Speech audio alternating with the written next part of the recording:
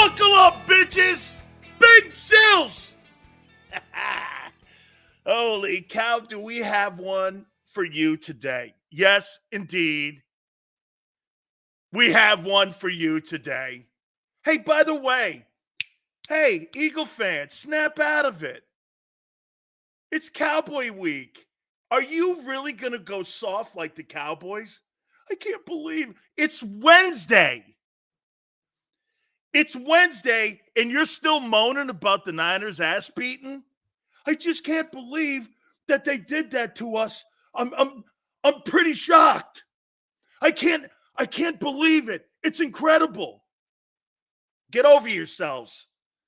Everybody gets killed. 49ers went on a 3-game losing streak.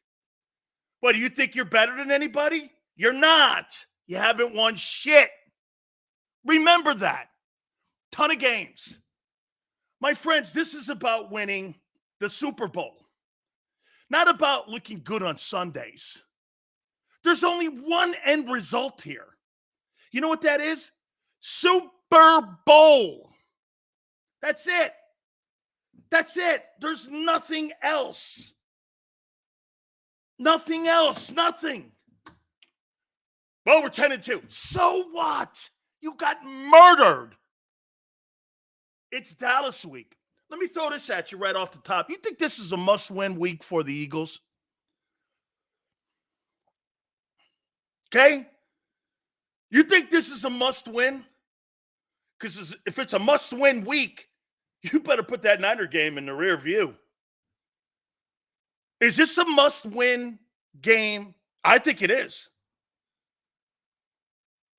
Because if you don't get home field, you are not going to the NFC Championship game. You're playing like you're out of gas. And I'm going to tell you why that Cowboy game is going to be closer than you think. You know why?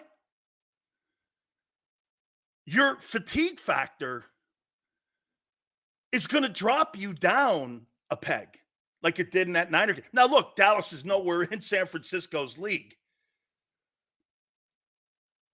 And you're going to be fighting the league on Sunday. You are going to be fighting the league, the refs. Do you think the NFL and Park Avenue wants the Philadelphia Eagles in the Super Bowl? Or do they want the Cowboys? They want the Cowboys. All I'm telling you right now, this is a must-win. Before I continue, I got some really great news. Saturday, King of Prussia, Big Sills is going to be in town. Yes. I'm leaving the friendly confines of the Big Sills Dan Cave in the studios, which I rarely. Xander still got a ticket for 2 years ago on his bulletin board. It's got 2 years ago, he's got a ticket on his bulletin board. 3:30 to 5:30. I'm inviting Angelo, Missinelli, Mike, G. Cobb. I'm inviting Barrett. By the way, Barrett Brooks will be on with us also today at 4:30, and Seth Joiner is going to join us at 5:30. So we got some bird guys on today. But Saturday, Big Sills will be in King of Prussia from 3:30 to 5:30. And we're going to be doing an hour show there, live at the Hooters. Come on by. Oh, here's something else. Listen with the Krauses, man. These guys are just like iHeart. These guys are like iHeart and Odyssey. Yeah, Sills, yeah, moving things here. We got Birds tickets to give away. Merchandise. Hey, when you own a company, you're always moaning about something. Hey, I get it. Okay? See, I'm just like you guys. I'm an employee here, man. Those are the guys that drive around in Escalades and Ferraris. Big Sills is just a common guy, man. I'm a man of the people. That's all I am. I'm a man of the people. So come on out and have a great time with us. This will be Saturday. Hey, by the way, last time I did an appearance, let me think. I think I did an appearance 3 years ago in Boston. We had over 500 people there. I was like, yeah. Yeah. Okay, so we usually have a really great turnout. Sills, my favorite beer. Well, it can't be a fascist beer, okay? And it has to be an American beer. I love Corona, okay? I do. I love Corona. I won't lie. No, it's a Mexican beer. But if you're going to do anything, it's got to be like Sam Adams and something American. Even Budweiser's not American anymore. Must win for sure. Tell you what, Sills, you want to make that Dallas organization crumble? Win on Sunday. Absolutely. You put a dagger in them. You'll put a dagger. However, if the Dallas, do we not agree? IPAs are cool. Hey, do we not agree? Right? Hey, Xander, right? Everyone. If the Cowboys win on Sunday against the Birds, they'll flex every Cowboy game the rest of the way out. They will flex every Cowboy game. Every Cowboy game will be like the prime game of the weekend. Holy cow, is this big for the league? They can't have you win. I think the thing's rigged against you actually on Sunday. You got a lot going against you, man. You really do. Especially that horrific defense. I saw Frank's column today in the Inquirer, and I saw that and how bad the defense has been. It's historic. You went from one of the most promising defenses at the beginning of the year to a defense that's terrible. Over the last 5 weeks, you're the worst defense in pro football. That's a troubling sign. I mean, you can't stop the run, and you can't stop the pass. Okay? And you're going in against a team that's pretty hot. And for the record, Dallas is not as good as San Francisco, but you know what they are? They're good against you. And you're underdogs again. I've never seen a 10-2 team 2 weeks in a row underdogs. First, you were a 3-point underdog in your own crib. Now you got to go to Dallas's building, and you're a 3-point underdog there too. People aren't buying you. They don't believe you. Should I bury the lead before Friday? Do I think the Birds beat the Cowboys on Sunday? Man, my brain says no. Okay, but my brain also says this. What Dallas has got to prove they can win a big game. They haven't won one in 30 years. They haven't won one. That's what it's more about Dallas than you. Do I believe the Cowboys can man up and play against you and beat you in their own building? Shit, man. I haven't seen them win a big game in 30 years. Okay, I just haven't. Like I said, Barrett Brooks, 4:30, Seth Joiner, 5:30. Looking forward to that. I'm going to do something here now. Are you ready? Dual threat.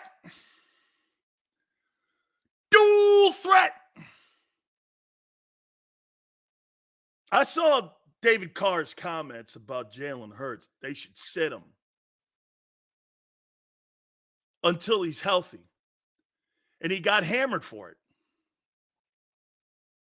Well, I told you this before, and I'm starting to see it.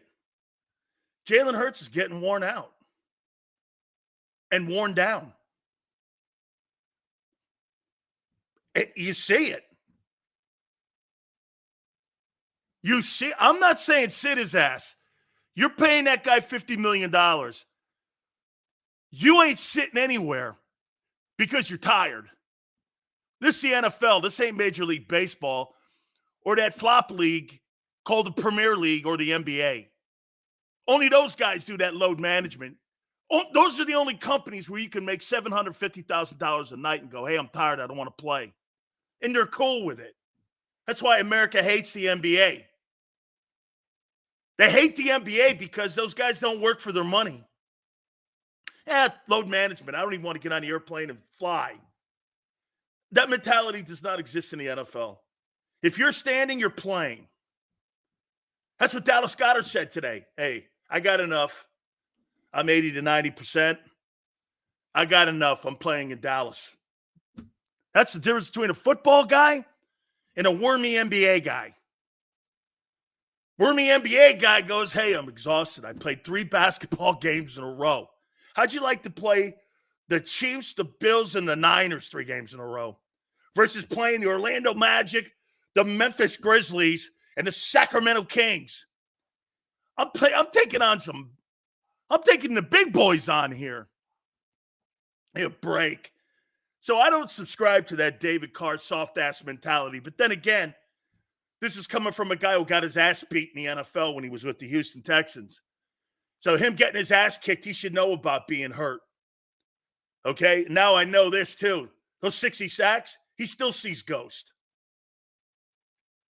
I mean, David Carr has a soft mentality. And that's a soft quarterback's mentality. No wonder he didn't make it. He didn't make it because he got his ass kicked. In Houston, he didn't make it because he's soft. Sitting out. You make $50 million. I'd revoke your man card in Philly. I would revoke your man card if you missed that Cowboy game. Yeah, I'm not feeling it, man. I'm a little tired this week, so I think, I'll take a knee. I'll put Nate Sudfeld in. Or Marcus Mariota. Doesn't matter. Marcus Mariota, Nate Sudfeld, Ian Book. They're all bums. Who cares? I'm not sitting. David Carr. Maybe they should sit him. He does look tired. He totally looks tired. I'm going to make some other point to you here also before we get into the main topic. Do you know the Philadelphia Eagles? I saw those guys sitting out front of the NovaCare Center run the ball. You know they're 5th in attempts? They're 5th in rushing attempts. Run the ball. They are. But what's the difference? I can't wait to get Barrett and Seth on the ball and the other guy who helped defend the run. What's the difference? You're 5th in rushing attempts. What's the difference?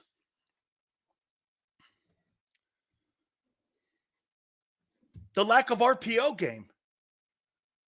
The thing that they've taken away from the offense from a year ago is you don't run the RPOs anymore. That's right, Q. They have taken the most important part of Jalen Hurts' game away from him. And that's why the run game doesn't look, and that's why you're not a very good run game in the red zone. Your power back's your quarterback.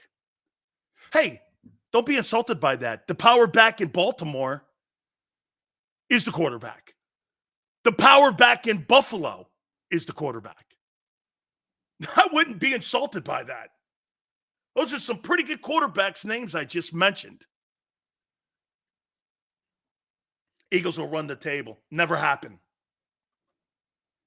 Oh, if you get beat by Dallas, over. You're a wild card team. You go to the 5th hole. You'll be in the 5th hole by the end of the year. Woo! Dude, you've got to get that RPO game going again. But you see, the number one priority for the Philadelphia Eagle management and the analytic guys, like we found out yesterday, they don't want to run Jalen Hurts anymore. The Philadelphia Eagles analytic guys and the front office management guys have dictated philosophy on defense and offense. It's plain and simple to see. This is plain and simple to get this. You didn't win the Super Bowl because of your analytics department. You got killed against San Fran. What were you doing going away from pressure and all the things you were doing by running the ball in the first 8-19 of that game on Sunday. Think about this for a second. They put up 420 yards on you in 3 quarters. They had like -3 yards in the first quarter, did the Niners. In 3 quarters, they put up 420 some or 450 or something like that in total offense. 3 quarters. They ran the ball so much down your throat. Honestly, I mean, it was like a turnstile. Come to the conclusion the Eagles have a yes man problem. And that's what the front office. You know what? I don't think it's a yes man problem. I think it's too many voices in the room. There's no clarity. You have philosophical differences. Think about the people that run the analytics. Who are they? They're CPAs.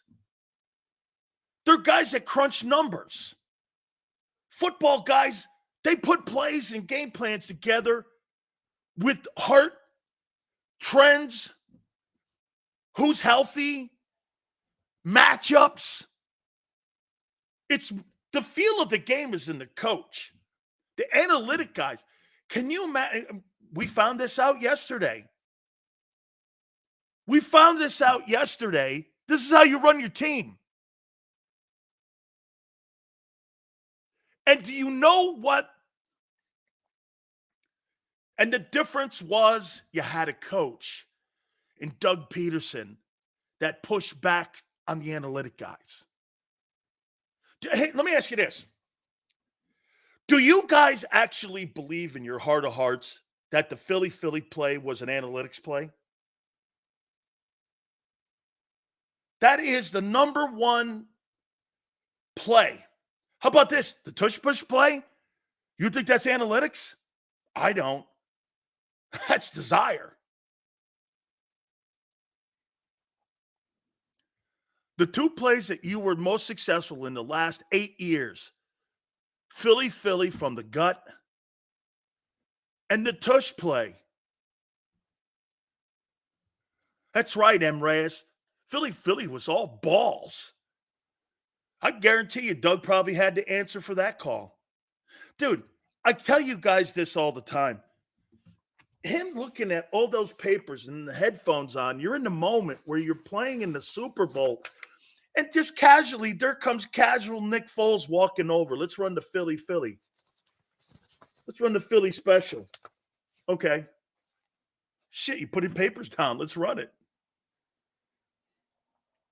That coach felt it. Yeah, let's run it. Nick ain't doing that. There lies the difference. I listened to the press conference today. They need to run the ball? No, you need to RPO more. You need to reinstall what you did a year ago. Hey, anybody watch Anthony Richardson at the beginning of the year for the Colts and how he was moving the chains for the Colts? It was all RPO shit. Go back and watch Anthony Richardson and how he played before he got injured. And I'm telling you, Anthony Richardson getting injured, in my opinion, I think that played a factor in Philly. Same offense, same way they ran Jalen Hurts a year ago. Shoulder injury, right? Not in Philly. That's why you have more turnovers. The attempts have actually come down. The percentage has come down. And you know what else has come down too? Jalen Hurts looking downfield more. Why is that? Because he's beat up.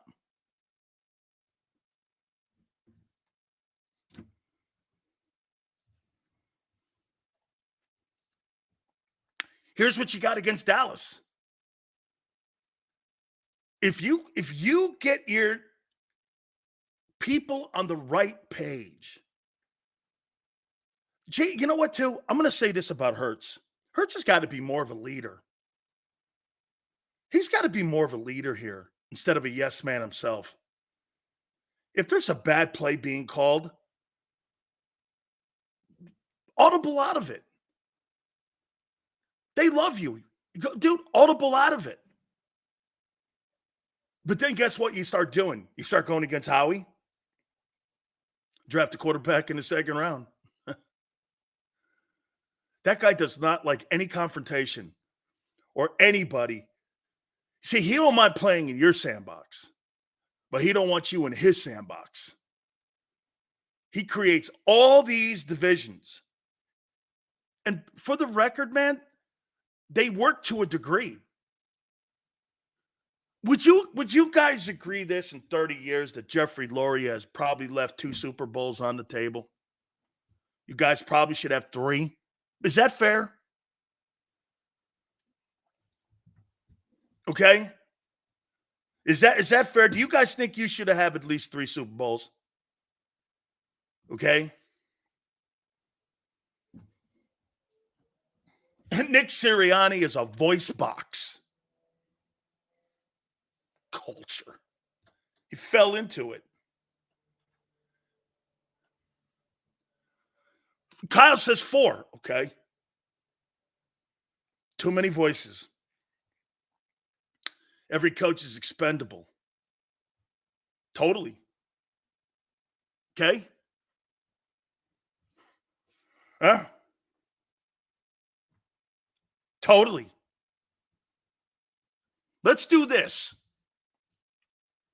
Let's move on to the main topic. If Doug Peterson was here, would have had a Super Bowl last year. Correct.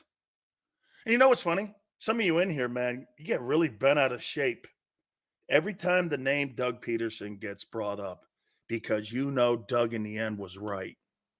You know he was right. Okay?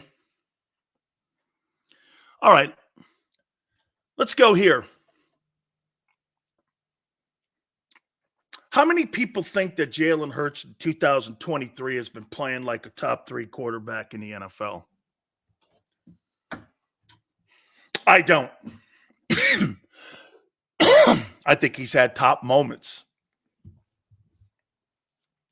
You look at his numbers, they're not exceptional. Then again, they weren't exceptional last year. You think Jalen Hurts has been playing like the top? You think he's outplaying CJ Stroud? You think that like he's outplaying Purdy? Well, that was on a clear display. That's not the case. Think he's outplaying Lamar? When you watched that game against Buffalo, did you think he was the best quarterback on the field? I didn't.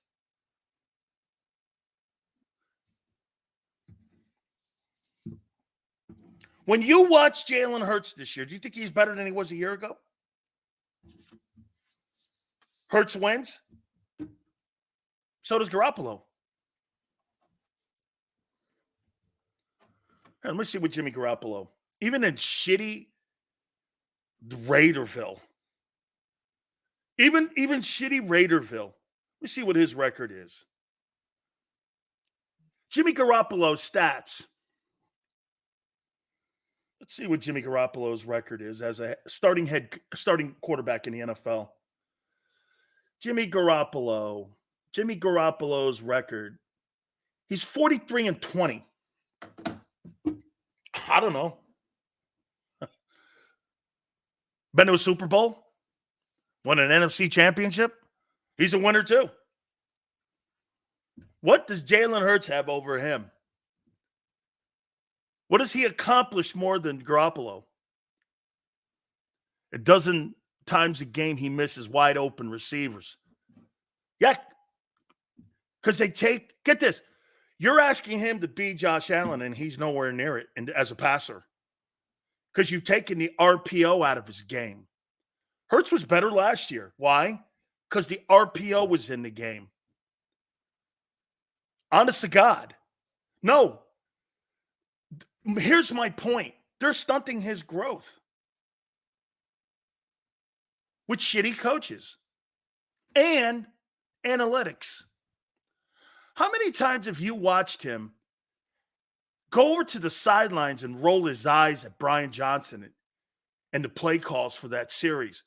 Or how many times are you going to watch A.J. Brown come over and bitch about him not seeing him open?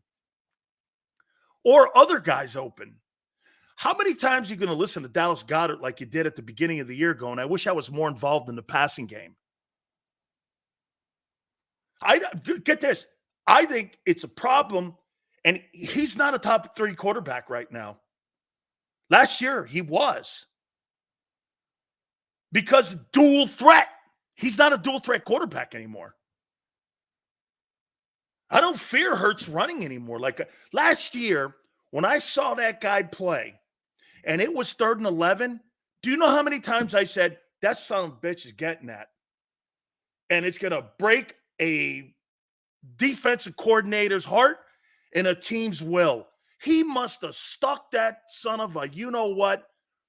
How many times did he break defenses' backs last year with that? This year, they're taking that away from him. Okay? They're completely taking that away from him. The head coach needs to take over the play calling. Oh, my God, I hope not. Shit, when Xander and I started the show a couple of years ago, we were both doing this. This guy sucks as a play caller. They're 2-5. We thought the guy was in over his head. Then they took the play calling away from him. Get this. The Eagles taking the play calling away from him saved his coaching career. Think about that. He was doing such a shitty job as a play caller. Shane Steichen saved his job. Saved his job. Don't understand why they needed to change. Sue, you don't know why they changed? There's 50 million reasons why they changed. They have to validate that. You see, I'll tell you the difference between Baltimore and Philly. They're comfortable with Lamar Jackson running RPOs, okay? Because they still run a ton of them up there. Because look at his passing numbers. The only thing they cared about, they wanted the turnovers turned down, and they wanted to be more efficient on completion percentage, which they are. Because that makes him an even more frightening weapon in open space. They're not taking his running away from him. Now, he's not running with the volume he did a year ago, but his numbers are more. Get this. When you watch his numbers, remember I told you a year ago, Jalen Hurts is 3,700 yards. Were by far more important than the 45 or 4,700 yards that Kirk Cousins had. Those are empty stats. Everything Jalen did last year, he was on track for like 900 rushing yards, 3,700 passing yards. Dude, that guy was a weapon last year. This year, not so much. He's an average quarterback. No, I'll take that back. He's a good quarterback now. Last year, he was exceptional because was he the best running quarterback? No. Was he the best passing quarterback? No. Put it together. Is he one of the top guys and one of the most unique guys in the league? Absolutely. There's only 3 of them. Now, you put him in the land of being good. Okay? He's a good quarterback. When he runs the RPO, he's exceptional. Along with the passing. Dude, I think his accuracy is coming down because of coaching. Did you notice early in the year he was hanging around 69% completion percentage? Now he's down to 66. And over the last 4 weeks, it's getting worse. The Niners are a good defense. The Bills are okay. Chiefs are good. Ty Munchin, I'd also leaps and bounds a better OC than Brian Johnson, by far. Through 13 games last year, easiest schedule, we scored 338 in points. Through 13 weeks this year, hardest schedule, we scored 335. No, you're right, LJ. The kid looks the same as a year ago. You're right. You get into a game against a great team, you get killed. You think Jalen Hurts looks like a top 3 quarterback right now? I don't. Dude, I'll name you here. Who do I think's playing better than him at the quarterback position this year? Stroud. Sam Howell's having a better year. Let's see. Sam Howell's having a better passing year than Jalen Hurts. That's crazy. It's crazy to think that. Okay? Josh Allen's having a better year. Let's see who else. Brock Purdy. Dak's having a better year. Your guy's not a top 5 quarterback right now. And some go like this. Well, you know what's crazy about the Philly media? This is what you hear. The Cowboys just haven't played anybody this year. Well, you didn't play anybody last year. How come that didn't affect your analysis of Jalen Hurts? Danny DeVito. I don't think so. Hurts is win games, just like Jimmy G, baby. Jimmy G wins games too. Jimmy G. Shit, Jimmy G's got to win against Hurts. But Jalen's got the best record with no chip. What's the point of having the best record in the last 2 years if you don't have anything to show for it? Tell me that.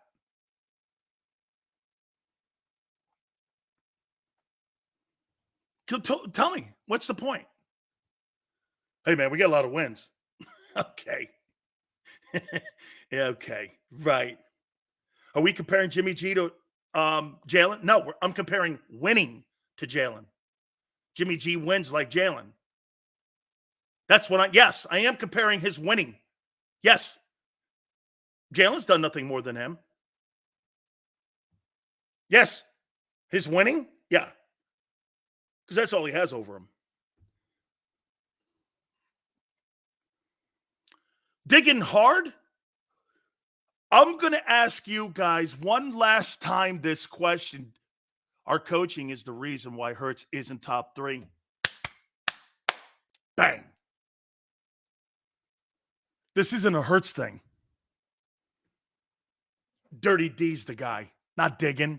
You really have to dig to look at the shitty coaching he's getting? Wait a minute. Let me take that back. The shitty direction he's getting? Shit, Brian Johnson might be look at the freedom that Shane Steichen has to run the offense he wants. Shit, I didn't realize Jonathan Taylor's been out. So what, that kid Moss? He's turned that guy Moss into an elite running back? What's that kid Moss's name? He's on pace for like 1,000 yards this year. Jonathan Gannon has a guy. What's that kid's name, Moss? That guy's taking over for Jonathan Taylor like they haven't skipped a beat.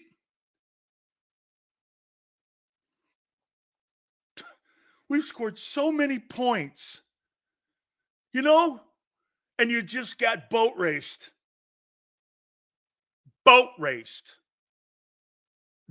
Dallas game's going to be Zach Moss. Thank you.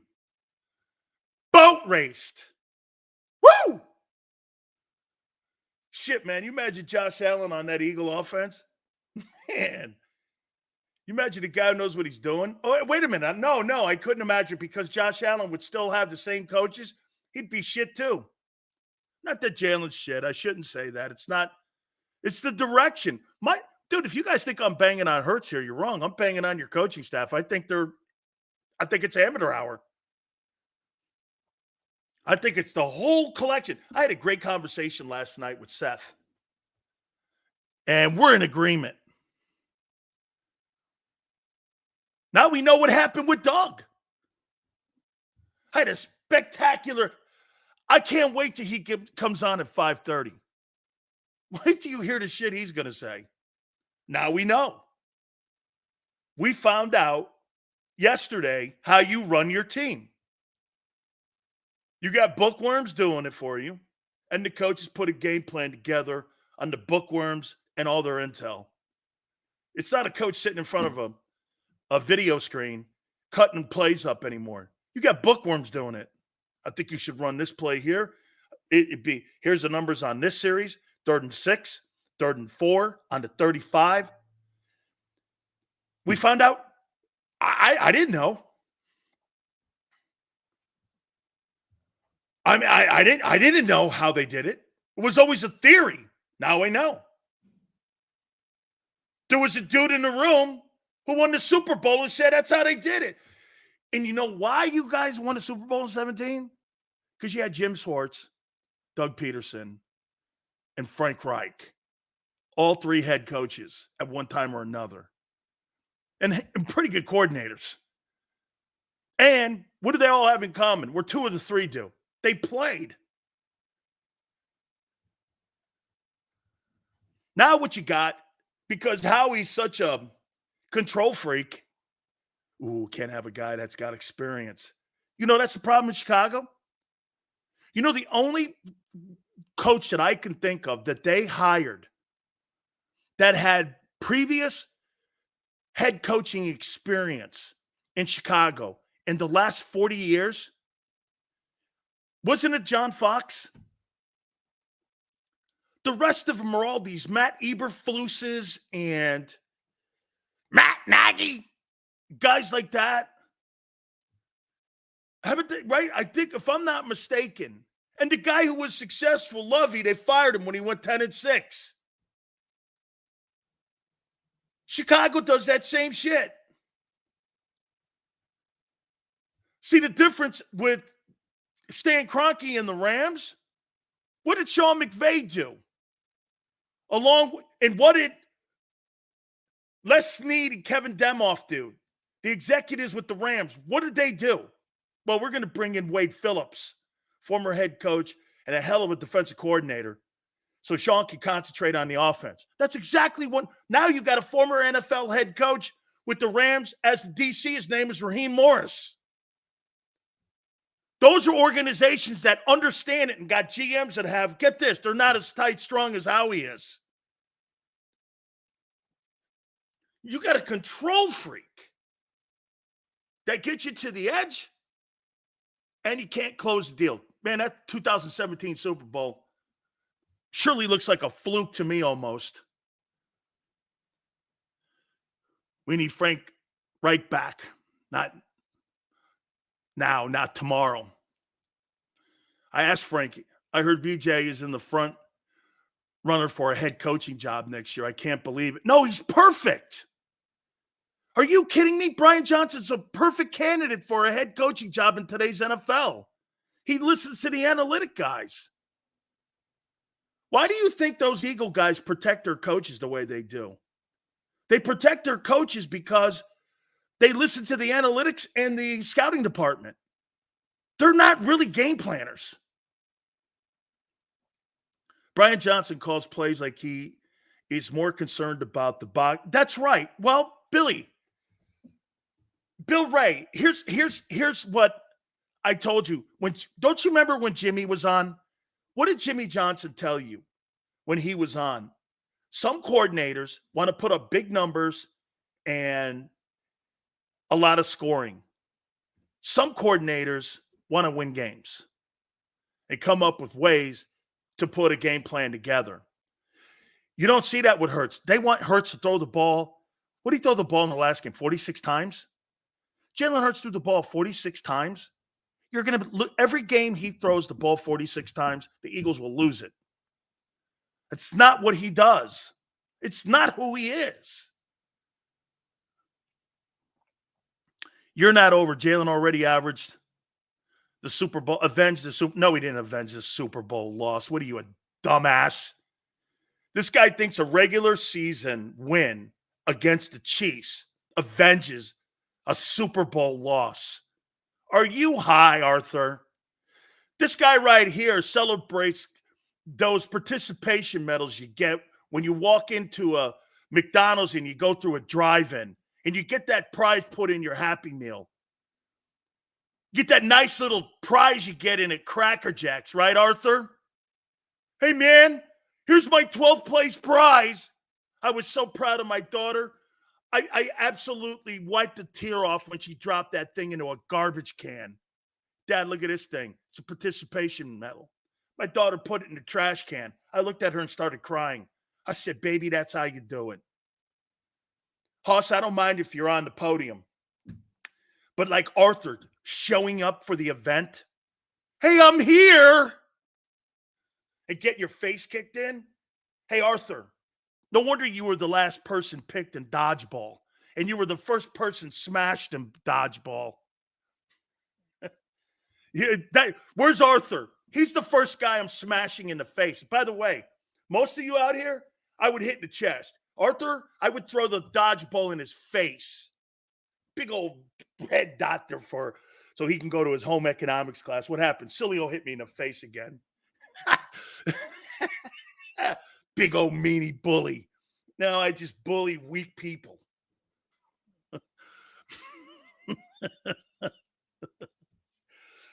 Arthur with a big old red thing on his head.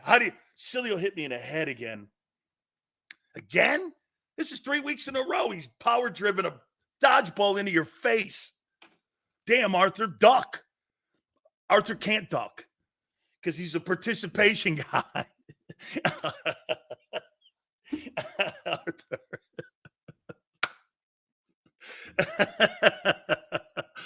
Oh, Arthur, you're good. You're a good sport, dude. Way to go, man. Hey, sorry about the rant, Arthur. The Krauses have me on an airplane, so I'm a little, aggravated.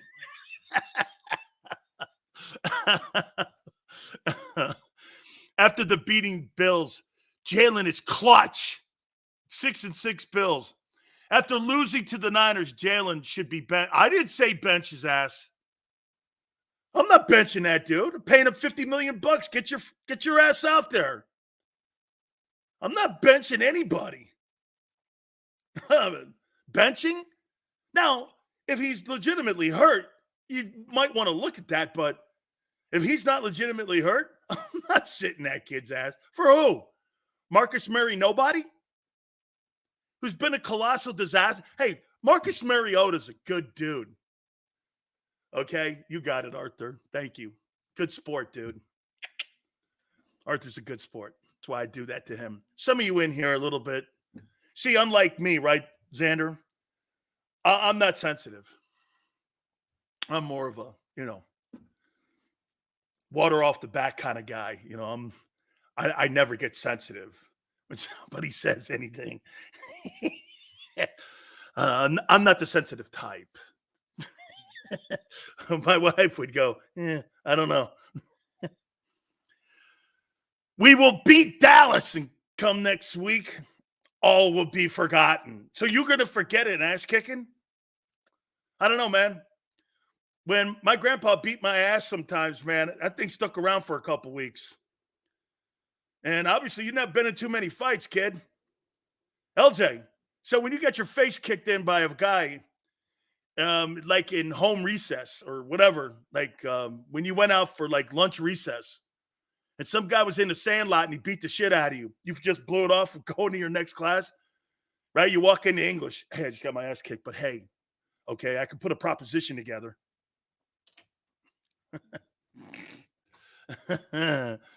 Hey, you remember 30? No, LJ. I'm going to hook you up on something. Big Sills has the heavyweight championship belt, and I'm undefeated. I've never surrendered the belt. I'm like Marciano. That never went down like that. Marciano's 49-0. I'm 149-0. With a dude off a roof. All right, hey. Is Jalen Hurts playing like a top 3 quarterback in the NFL? Is he? Look at Sue. Oh, here we go. Let's go. I'm retired now. I'm in retirement like Tyson. I don't get in the ring for nothing anymore. I'm out. Big Seals, you remember getting pushed around by Penn State's run game? No, I don't. I remember giving up 6 first downs in a 60-minute game and losing. Getting pushed around? Jerome and I don't believe that didn't happen. Apollo was dancing till Drago, he dies. He dies. If he dies, he dies. If he dies, he dies. Okay? No, but he's having clutch moments. He is. That's a fact. Okay? Sales 49ers interested in Zach Ertz. Why would you think that they would be interested in Zach Ertz? Keep him away from Philly and Dallas and Baltimore. Baltimore's coming up on the Niners schedule, is it not? Right? Think about that. Kyle, are the Ravens on the 49ers schedule? Right? Zach Ertz has got some suitors. Look, he ain't Zach Ertz a couple of years ago. But Zach Ertz behind Dallas Goedert. Dallas Goedert and Zach Ertz as your 1 and 2 tight ends, that's pretty good, man. I think Zach could give you quality 20 plays, 25 plays a game. By the way, on Shaq Leonard, I think Shaq Leonard's an upgrade to what you have. Now, the bar's not very high. Okay? Hurts looks strained with the offense. Michael, it's just not. He does. He looks frustrated to me at times out there. You know what, too? To LJ's point and some of you other guys' point here, when you look at the numbers, aren't those numbers deceiving on what you're seeing this year compared to a year ago? Now, you're right. You're playing better teams. The defenses are playing against better. Hey, I wonder how last year's defense would have performed against this schedule this year. You think they'd have still been number 2 with all those shitty teams you played a year ago? I don't know. You played bums last year. You built all those. Hey, maybe 2022 was built on empty calories too. David Mills, Ryan Tannehills. Okay.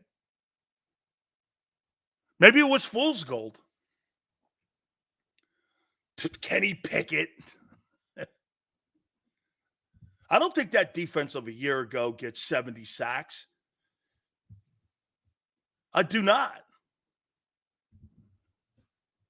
I do not. Now, Zach Ertz, I'm not bringing him in to block. I got Goddard for that. Okay? And Jim goes like this, and we have the same record. To this point, you're losing a couple more games here. You get the worst defense in the last month in the league. You have the worst defense. Reuben Frank's column, don't read it. If I were an Eagle fan, I wouldn't read it. I would use it under my kitty litter's box or my dog's box, and I would use that so he could take a leak on it, because some of you shouldn't read that Reuben Frank column in the Inquirer about how horrific your defense is. You should not be reading it. Okay? If I were you, I would not be reading that thing. Okay? Let me ask you this. Let's move on to this one.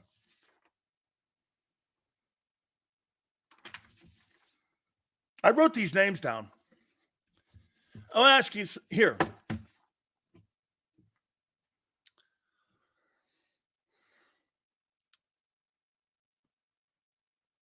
Last year, in the job that Howie Roseman has done,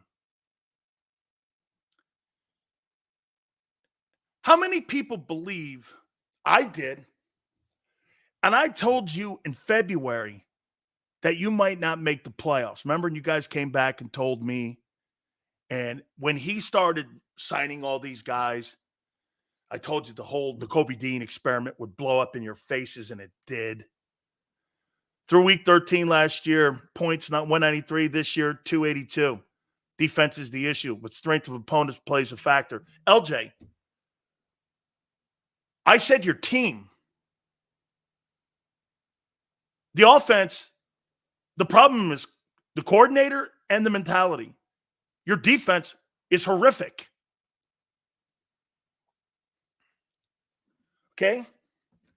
Remember, and I was like, it doesn't look like. Then you got Jalen Carter in the draft. I told you guys not to draft Nolan Smith. I like the kid. Want to give him a shot next year. But he's a non-factor. I mean, Jordan Davis was good until he got hurt last year, remember? He was okay. He just didn't play a lot of plays. I was down on him, as were the Eagles. Okay? Well, let's do something here. Let's play a little experiment here. What injury does Dean have? Heart injury. Now, it's something probably in his shoulder like it was in college. Okay? It's simple, run the ball. No, it's simple, run the RPO. You don't have a physical back. Let's look at this.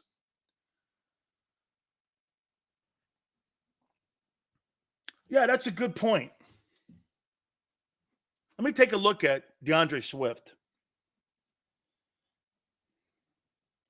And I want to put this out there for you on Jalen Hurts also.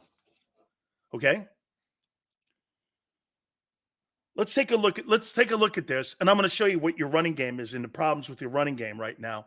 I'm going to point this out to Barrett Brooks and Seth Joiner later in the show. DeAndre Swift. According to Wikipedia, DeAndre Swift stats. I want to show you guys something. DeAndre Swift stats. Okay. DeAndre Swift is on pace right now.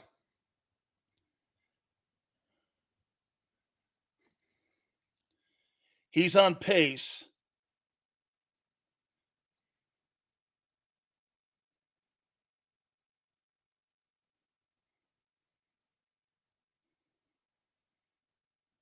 if I'm right, he's on pace for 900 yards. Is that right? 1,100 yards. 1,109. And 6 touchdowns.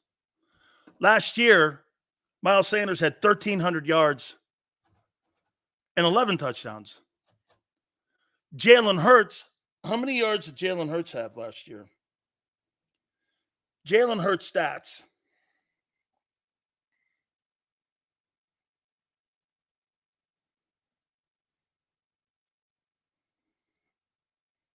Rushing.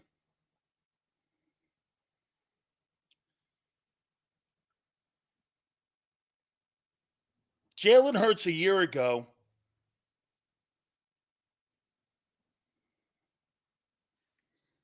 had 760, missing 2 games with 13 touchdowns. Jalen Hurts this year has 430. Jalen Hurts stats.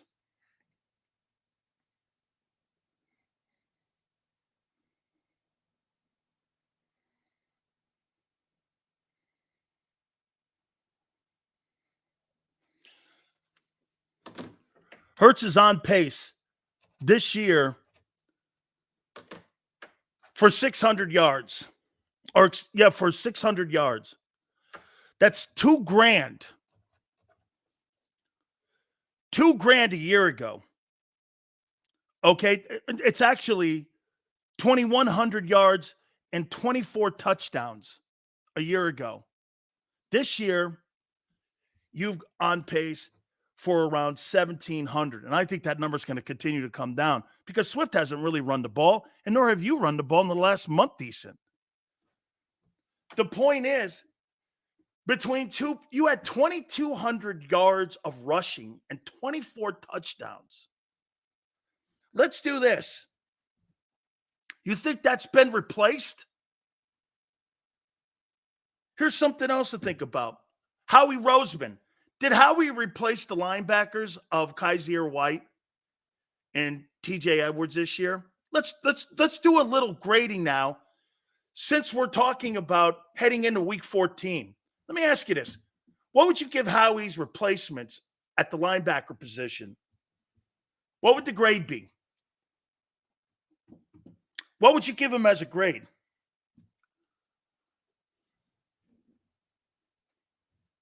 What would be the grade of Howie's handling of the linebacker? D-?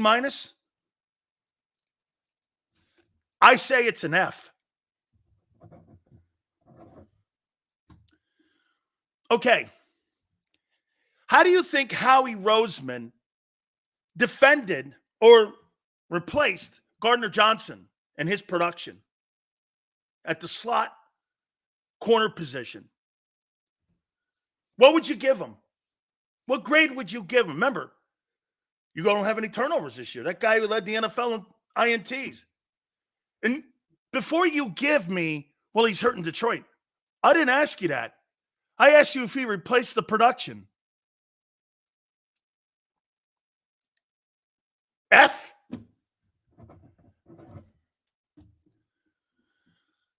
How do you think he's done at replacing Isaac Seumalo? What grade would you give him with Cam Jurgens, Petta, and Steen? What would the replacement? What would you say? The right guard. By the way, the Steelers are in the playoff hunt. Seumalo's played well. A C?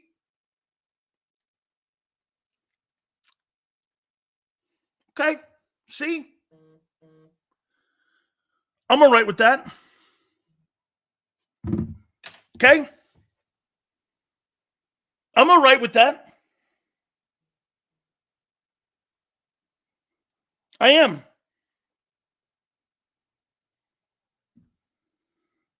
Okay? I'm okay with that.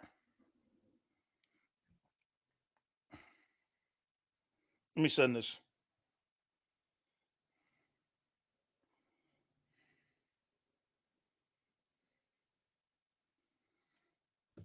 Okay. Have you replaced Epps? What would the grade be with Epps? Now, Maddox's injury is Maddox's injury, is that a bigger loss than we think now? Is that Maddox injury bigger? Okay. Okay.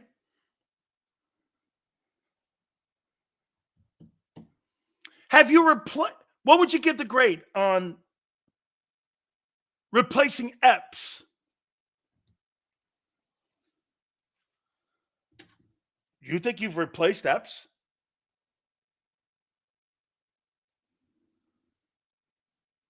You guys miss Maddox a lot. That guy's like always hurt too, man. See? Okay. There's nothing in that secondary that's worth a shit.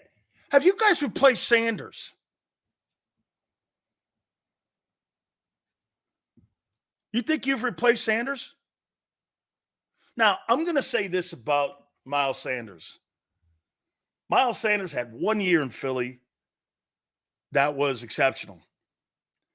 And if I had to have the two backs, I would take Swift. Okay? I would take Swift because you know why? He's kind of a cheap man's version of Christian McCaffrey. Run the ball, catch the ball. You can put him in the slot. You can line him up out wide. He doesn't run to contact. He's better in space. He's just not a very good red zone back. Not that Sanders was exceptional. Okay? And to me, Miles Sanders had a really good year against shitty defenses and shitty teams. And in my opinion, he stole that contract in Carolina. I think DeAndre Swift's a better player too. So there. And here's one more. You think you replaced Javon Hargrave. Now remember something. Hargrave annihilated Jason Kelce. And he's probably going to have another 11-sack season. And that's Jalen Carter. Do you think Jalen Carter has played better than Javon Hargrave? His numbers don't speak to that. Especially when I watched him kill your team. He was a dominant force, man. You guys had 46 yards rushing. They had 148 on you. Where were those guys? When it came to push or shove, and that's kind of what it was, Hargrave was an integral part of stopping your run game. Jalen Carter got ran over. Did he not? Jordan Davis got ran over. Did they not? Howie Roseman did a shit job this offseason. Like I said he would. Now, to be fair on Jalen Carter, the reason that Jalen Carter is an upgrade is because of money. He's on a rookie contract, and you don't have to pay a DT $20 million like the Niners did. Okay? Hargrave's having a better season, but there's more upside with Jalen, and he may be having a better season, but it's by a razor edge. Okay? Dude, he's got more sacks and tackles than your guy, and their defense is second in the league in stopping the run. You guys are getting murdered. What are you talking about? Yeah, Ricardo goes, Hargrave is a veteran. No shit. I asked you if it was a upgrade. I asked you if it was an upgrade. So this is what Howie does. Howie upgrades with rookies and people who get cut.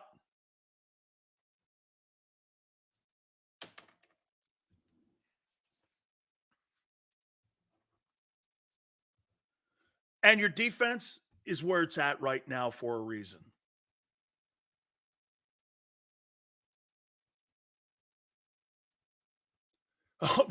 Arthur goes that Hargrave was off a bye. Jalen Carter's 19 years old, 20 years old. He's tired already? Shit, man. Get on the treadmill, kid. Guy's 31 years old. That guy was a force. That Armstead was a force. The two tackles in San Francisco outplayed your two tackles. Hey, you want to see Cowboy delusional / Eagle fan?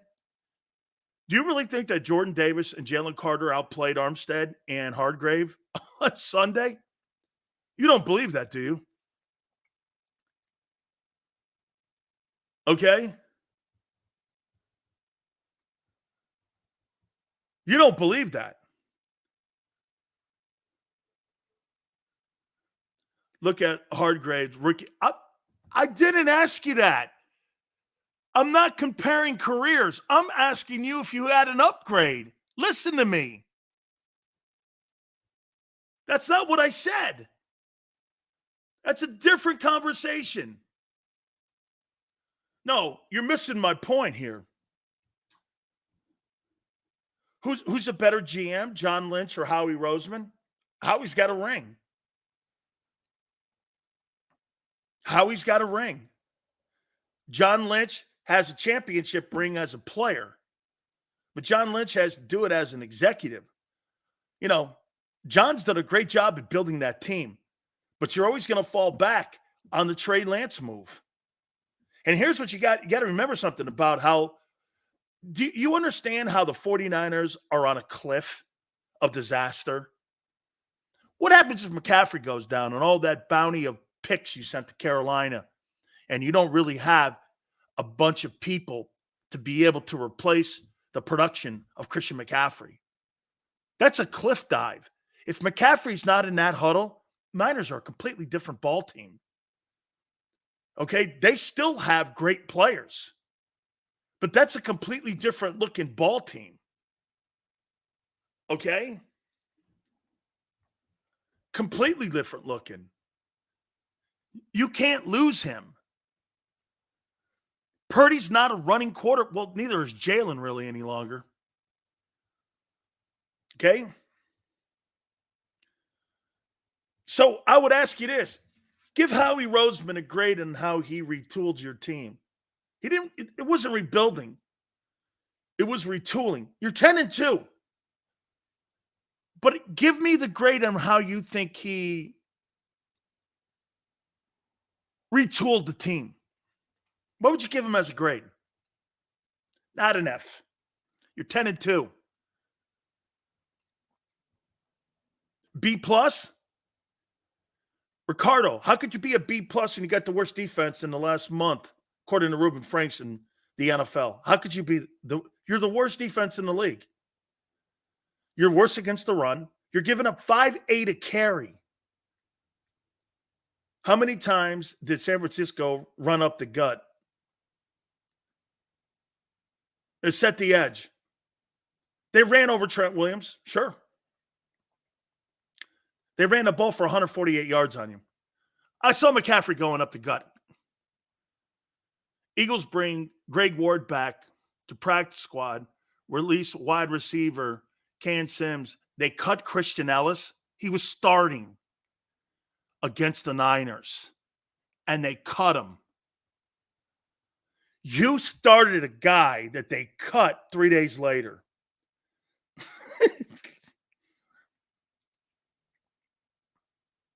All of you guys gave me a ton of shit. I know Xander and Tone and all you guys kept pounding me about your boy Nakobe Dean. This has come back to haunt you. It's the worst linebacking core in the league. You gave a guy who was not prepared and ready the distinction of being the play caller on defense. There's a massive – you can't cover tight ends. Tight ends have a field day against your defense. And you think Howie Roseman did a B-plus in retooling your team? This season, you're right. It's not over. You're going into Dallas with that bullshit? I don't know. I'm going to have to do more deep-sea diving on this. I really don't know. And for the record, your offense really, according to LJ, he's right. Your offense really hasn't tailed off that much, except in, red zone running against good teams. Really not that awful off from a year ago. Your defense is a completely different looking unit. And it's not the coordinators. It's the philosophy. Wait till Seth Joiner comes on at 5:30. It's completely the philosophy of how they do things. See, I told you this. The system is set up and the defense is set up not for Sean Desai. It's set up for Howie. Why? So when Howie has to go out and he doesn't want to spend a ton of money, think about this. If you bring a coordinator in every year, a new coordinator, what's the one thing they like to do? They like to bring their system in. You know why Fangio probably didn't get the job, besides that whole Gannon thing, was that he realized he wasn't going to be able to implement some of the shit he wanted to. And now he's down in Miami. He's the highest paid coordinator in the league. You know that? And he's running his room. You're not going to run your room if you're a coordinator in Philadelphia. See, the Eagles found something. And there's a part of me that's not against it. You see, if you had the same system, this is why the play calling is sporadic on both sides. These coordinators are the ones that are having a problem playing in the system. You see this. They're the ones having the problem. And the lack of talent and Howie not retooling it. When last year, Kaiser White, 120 tackles. TJ Edwards, 160. You think you've replaced that? Think about that. 120 and 160. Do you think you've replaced 280 tackles this year with two men? These two guys almost had 300 tackles between them. And they're not really a lot of guys to write home about.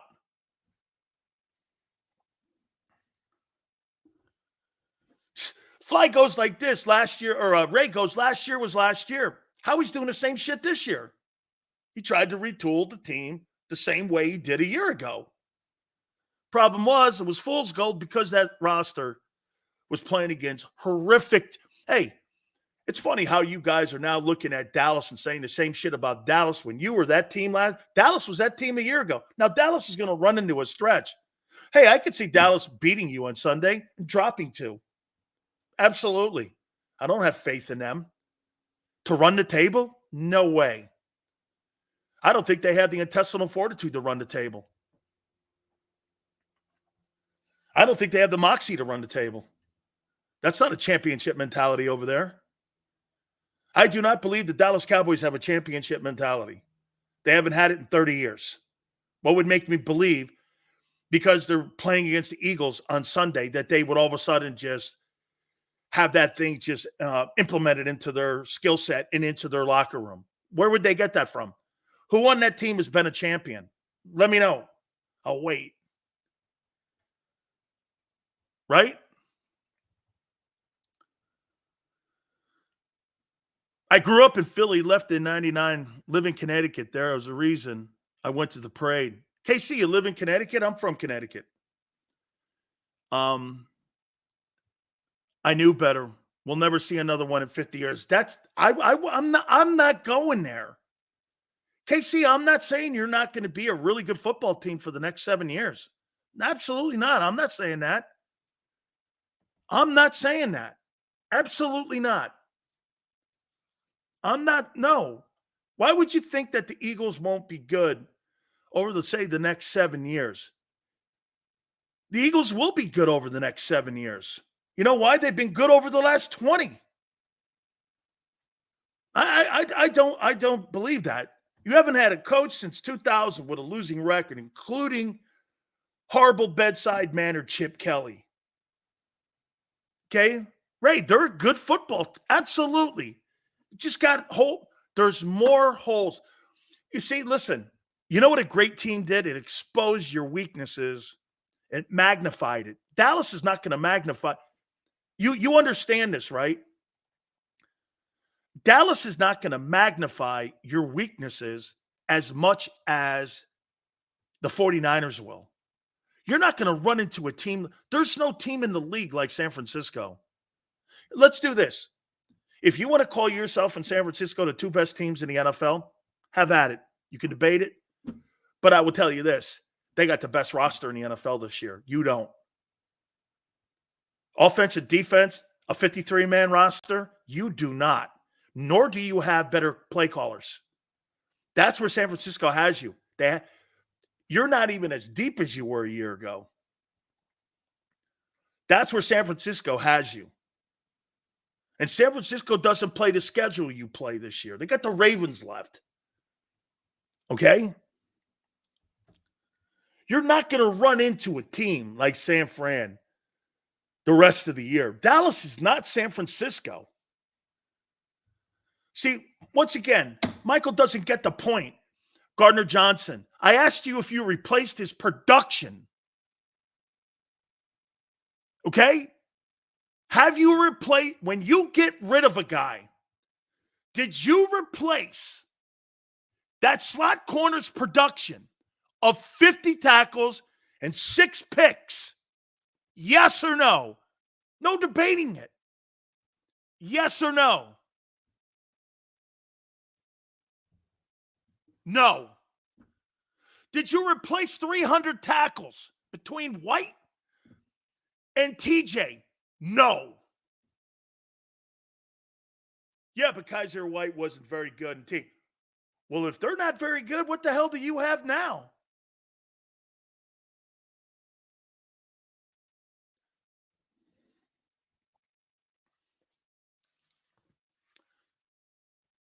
I believe that Sidney Brown has a higher ceiling. Dude, the NFL is about today, right now. That's what I'm talking about here. You're talking about 2 years from now. Gives a shit about 2 years from now. That's 100 million years from now. Crowley goes like this: we have USFL linebackers. I'm not so sure of that. Hey, I hear Cunningham, like Yale just said, I hear Cunningham's coming back. Cunningham and Shaq Leonard, if he can get up to speed, here's going to be the issue that I would do. And get this. How are the analytic guys going to get around Shaq Leonard? They must be working overtime. Because what's the one thing you would want to do for Shaq Leonard if you're Sean Desai? What would be the number one thing you want to do? What would be the number one thing? What would be the top thing you would do for Shaq Leonard to get him on the field? Blitz? Let's make it simpler. What would be the number one thing that the Eagles are facing? Dude, you guys are way over the... Here. Ask him this. What was the terminology that you used in Indianapolis? Nick's going to know that because him going against those defenses in practice and Shaq in practices, he's going to know the player, strengths, weaknesses, his availability, when he gets hurt, what he plays like it, does he play through pain? Guys are communicating with the defense. Roland is onto it. You got to make that terminology so that when you have a playbook, you see, because all defenses, 34, 43, 5 front, wide 9s, wide 7s, 46s, banjos, cover 2s, they're all the same. The only thing that's different in these buildings is terminology. You could have the same defensive system in Baltimore. You get to Philly, it's like you're speaking Portuguese when you were speaking French.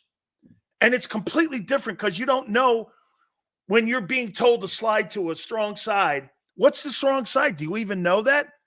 Some teams have the strong side inside out, and they go on the hash, and some teams go by the numbers. You've got to dummy this thing down to make it so he can be and play as many plays as possible. You can't just hand him a playbook and go, hey, do you know what a 43 slant is with a twist, with cover 2 over the top and spy 7? Do you know what that is? No. Dude, when you're in a huddle and those plays come just like this, spy 7, 43, 6, slide 2, green side, cover 2, red zone, block and release on 2. What did he say? And you look over at the guy next to you, go, where do I line up? You got to worry about alignment. Dude, you have Shaq Leonard doesn't need to be on the field practicing this. He needs to be in a classroom studying this. His work really is going to come down, man, he's going to have to put a ton of, and if I were him and I would be with Cunningham and I would be with Desai and the analytic guys, since they're involved in it. You've got to come up with a way so he could play 35, 45 plays. Playing in the system the Eagles have and not giving him terminology and understanding will limit his plays. Sit starters once clinched playoffs if no first place. Let's get past Dallas first, and then we'll talk about that. I think exceeded in the free side.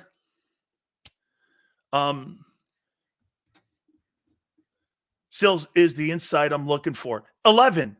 This is just stuff. See, we all agree, right? We want Shaq Leonard to play. Well, going like this, and I'm making this up because I don't know this to be a fact in the defensive scheme of the Eagles. You go like this, 43, Canes G right, boat twist left, weak side stunt, Wolf, banjo, cover 2, on 1. You think he knows that? I would go to him and go like this. What did you call this? We called it a slant slide, weak side linebacker twist on the right. And we just called it cover 2 or banjo. Great. Great. That's what it is. And then you start playing word association games with them. That's kind of what we're doing here. You need to go over every play call that you're going to have in the game plan so that he understands the terminology. And most importantly, his alignment. The one thing that will, when you get new guys into the buildings, you know what the problem becomes? Alignment, terminology. It's not ability. You're in the NFL. This comes down to communicating, recognition, alignment. All of that plays into before the play's even snapped. You see what Relative says? That's the number one thing you should never do as a defensive football player, is what he just said. See what he said? Xander, put that up for me. Said follow the ball. Follow the ball? No. I tell kids this all the time, and I tell defensive coordinators this all the time. Here's the biggest problem that you have when you have a guy say something like that, follow the ball. The ball will take you away. See, hey, Shaq, just follow the ball. Relative. The ball will take you away from the play and where it's designed to go. Your techniques and your keys will take you to the play. I mean, don't follow the ball. That's why there's techniques. That's why you follow your skill set, your technique in front of you. That's why you follow all those things that are so important. Your technique is going to take you to the ball. You follow the ball, it'll take you away from the play. Key your techniques. The game on defense is so technical today. It's not line up and follow that shit anymore. Yeah, make a play. Defenses, why do you think scoring's down this year? Because the defenses are really, really with skilled players at the perimeter, the safeties, and the pass rushers. That's why scoring's down. Follow the ball. This isn't baseball. No, you follow your technique. Big Sills, have a coffee on me, sir. Thanks for dissing. Regardless how hard, best fan base. Totally. All right. Let's do this, guys. Hey, I want to remind you guys, this Saturday, King of Prussia, Big Sills will be out there 3:30 to 5:30. We're going to do like a special hour show, and you're all invited. Come on out. Have yourself a great one. I think Army Navy. Is Army Navy this weekend? I think Army Navy's this weekend, right? So come on out there. We inviting you out there to come out there.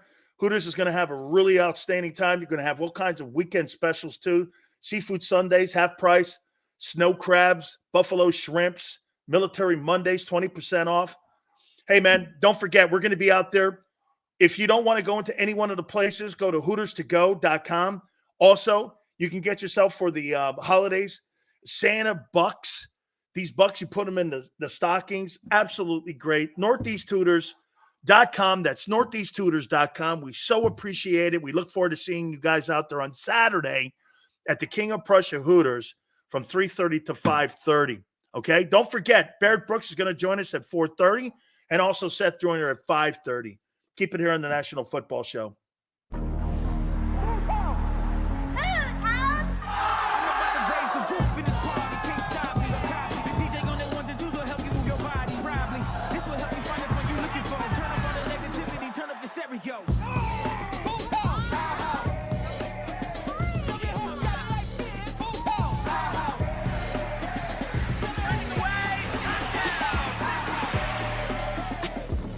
NFL and Hooters, the perfect pair.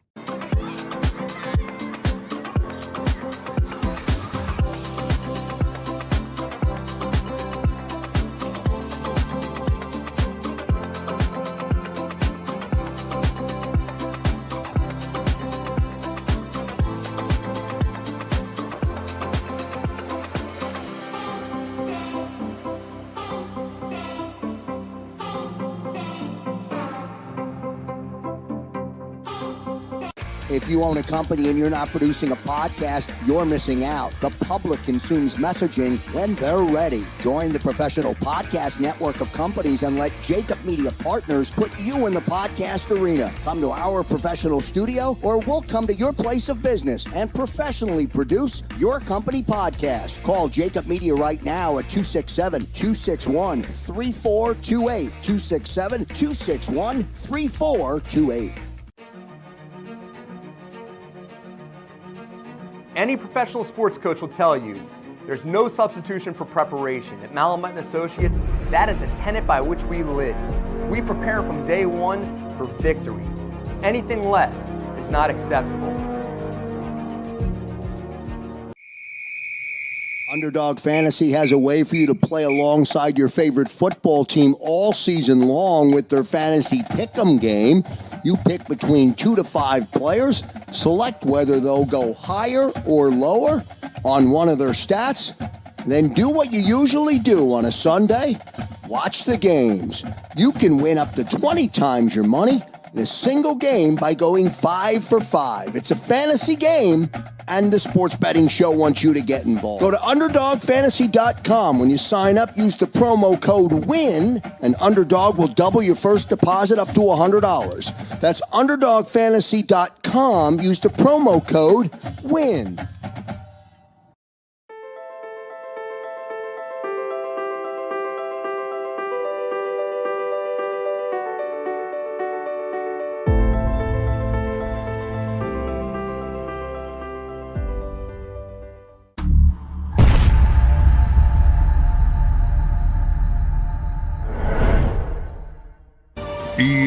EAGLES, Eagles.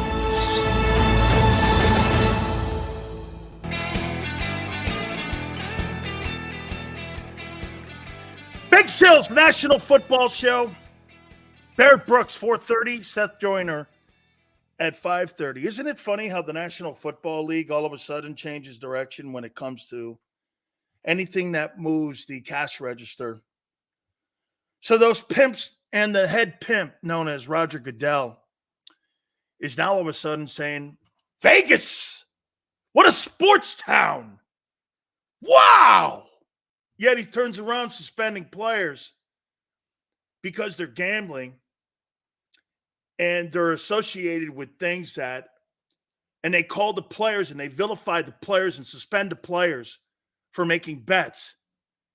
But what they do is they're now celebrating Las Vegas. You talk about the biggest contradiction you can have. Hey, we embrace gambling as long as we make all the money. But if our players do it, we don't want you to look it because it'll look like you're throwing a game. Are you crazy? Do you watch the referees in ball games sometimes? You don't have to worry about the players. Why would a player throw a football game? These guys are getting paid monster money today. You think a defensive tackle really has the ability to throw a football game? No, but he might have some insight, say a guy in the Colts. So you owners have it too. There's a reason you release an injury report on Thursday. Do you actually think that injury report is for you, me, and Xander? Oh, look who's going to be active. It's for the sports bettors. Why can't the players benefit from gambling? Oh, not them. It's not a good look. Oh, but it's a good look for you now all of a sudden to be on your knees walking around. And there's Roger Goodell with those knee pads out again for the owners. Hey, man, Vegas is my kind of town. This guy's like Frank Sinatra out there, man. Oh, yeah, Vegas is a great sports town. You're suspended. Why? Because I made a bet on 4 turtles.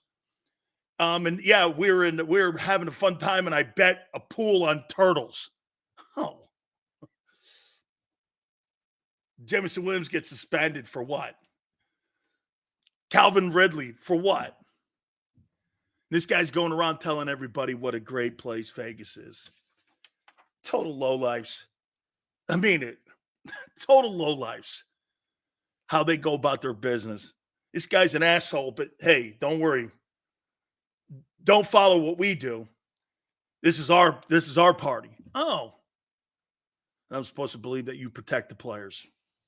Okay. You use the players. Okay? You use the players. The 2023 Dallas Cowboys. Are you guys nervous about this ball game? Players can do it. They just need their cousin to place the bet for them, just like the refs do. Always good to see people above board doing shit, right? Bruce goes, I like the escorts. Because that ain't, from what I heard, Bruce, I heard that profession is legal in Vegas or in Nevada. That's what I'm hearing. Okay? A friend of mine told me. Her name was Chandelier. I don't know. I don't know how you'd have a name like Chandelier. I don't know why. Table 7.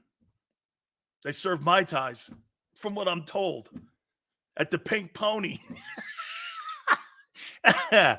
I'm nervous about every game because decided third down.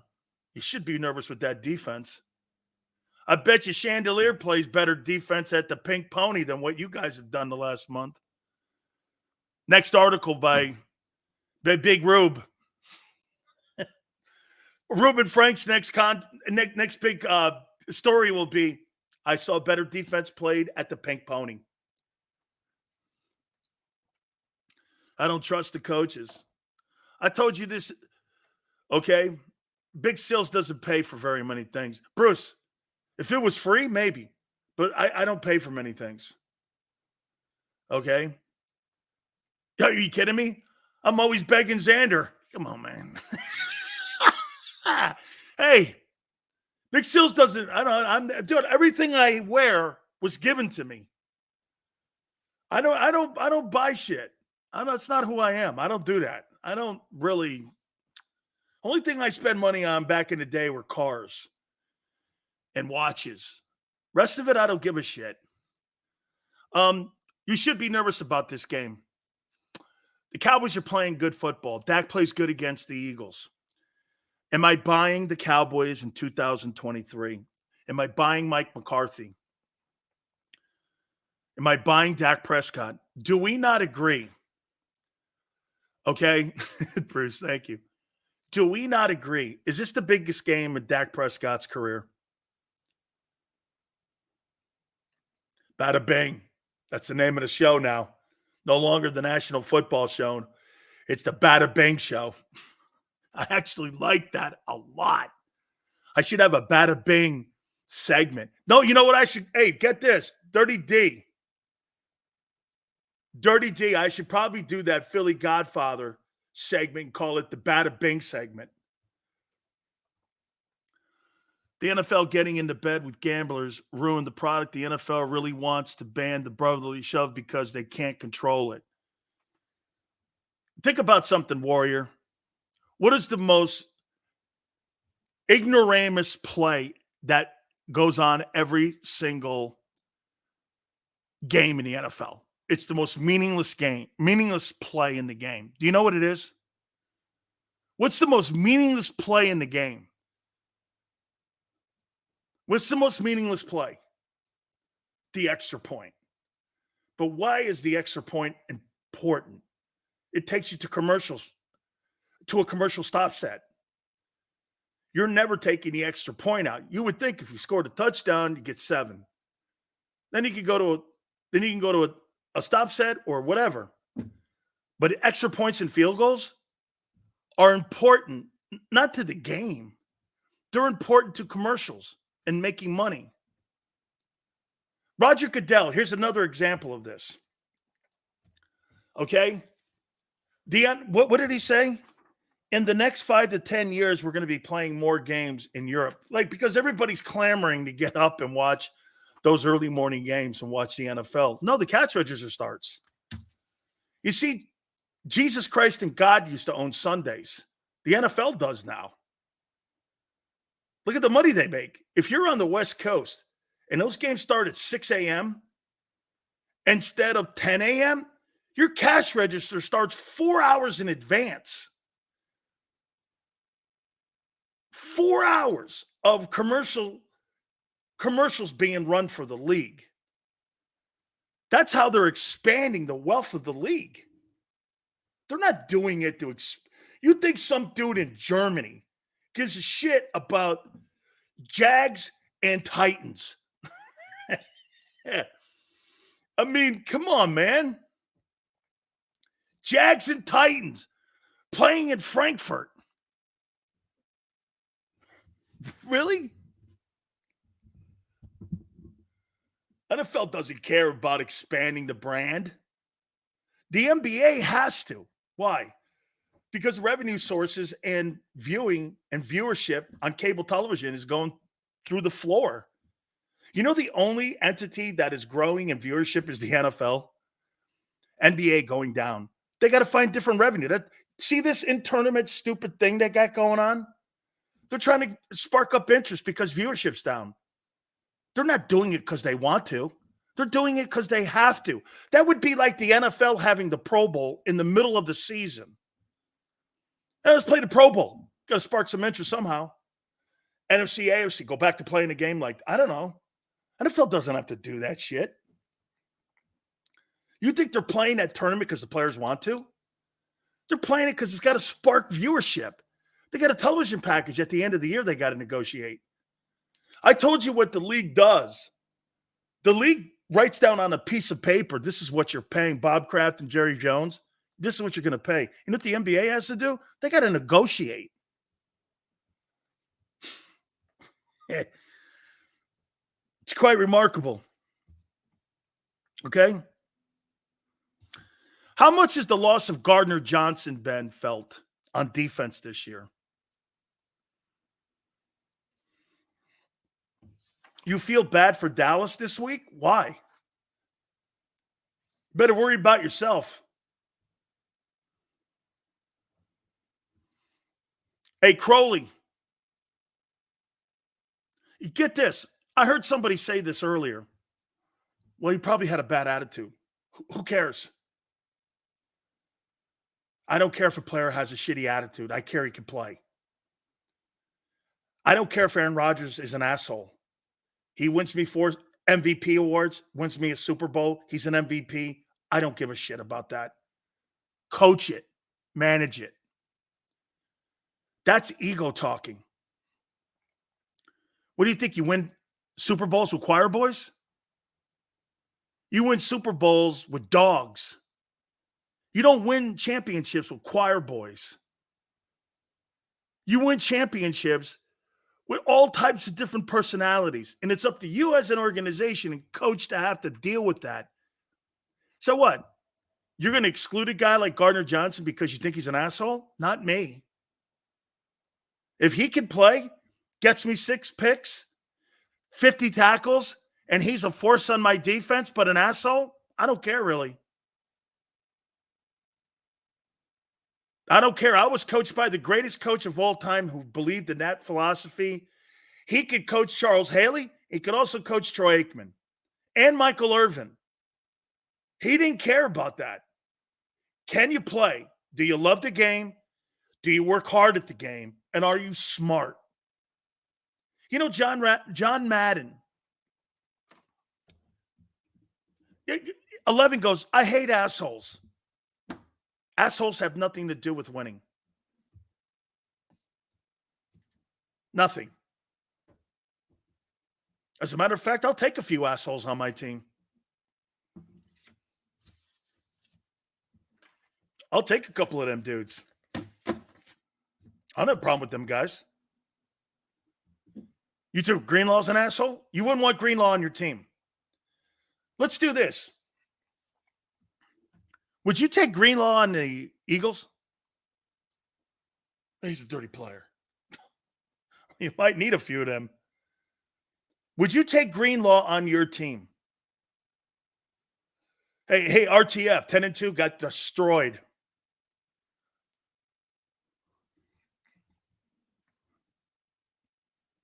Yeah, but, he started a fight with Big Dom. He slammed your guy. He's an asshole. You wouldn't take him? I'll take 53 of them.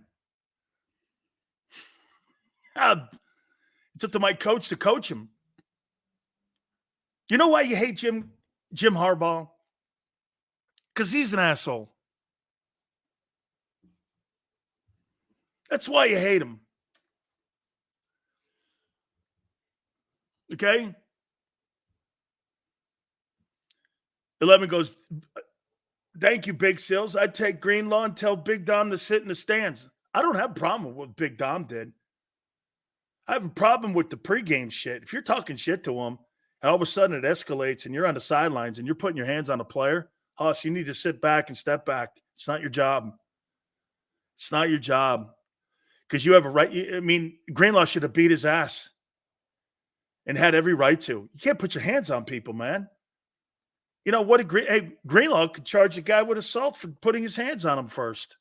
In an NFL football game, you got guys putting hands on people, going over to a sideline. What is that? You should have kicked his ass. And get this, the league just doesn't want to see that. That's why they threw them both out. But you should not have thrown Greenlaw out.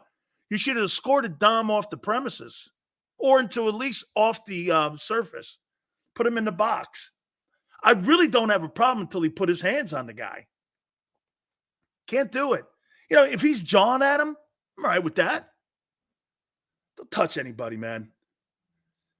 You're over your skis when you're doing shit like that. Okay? Yeah, Keon goes, BS, Big Dom was separating him. No, he wasn't. He was jawing with the guy at the beginning of the game. They got it on tape in the league office. I won't be surprised if he gets his access revoked.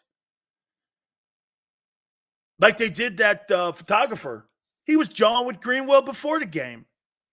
And so it escalated on the sidelines when he got over there. He was trying to say, oh, what are you doing barking at players? You're the head of security, guy. Again, I like the guy. I think the guy's a legend. Problem with it, really, until you put your hands on somebody. Hey, Keon, whatever, dog.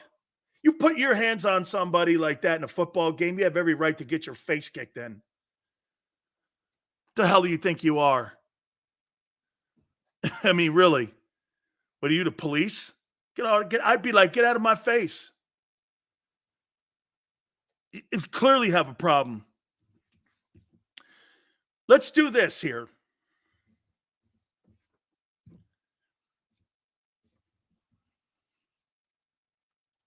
What is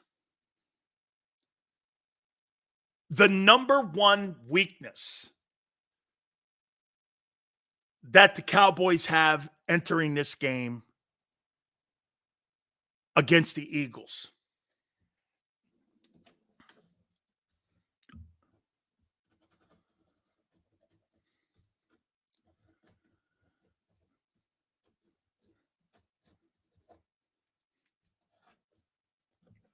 What's the number one thing they have a problem on?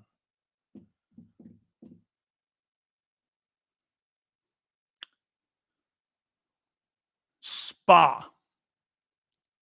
DRC. They can't stop the run. Correct. They're an opportunistic defensive football team. What does that tell you? Many of their big plays are off of turnovers. So if you're the analytics guys, or you're Hurts, or you're Nick, or you're Brian Johnson, what do you want to get going and establishing? Now, before you say the run game, who's the one essential player in this game that you think Dallas will struggle with? Who would be the one guy? You don't have a power back.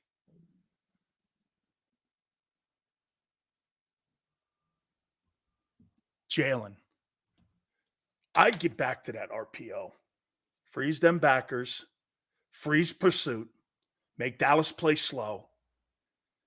You know, when you run the RPO, you don't have to run it.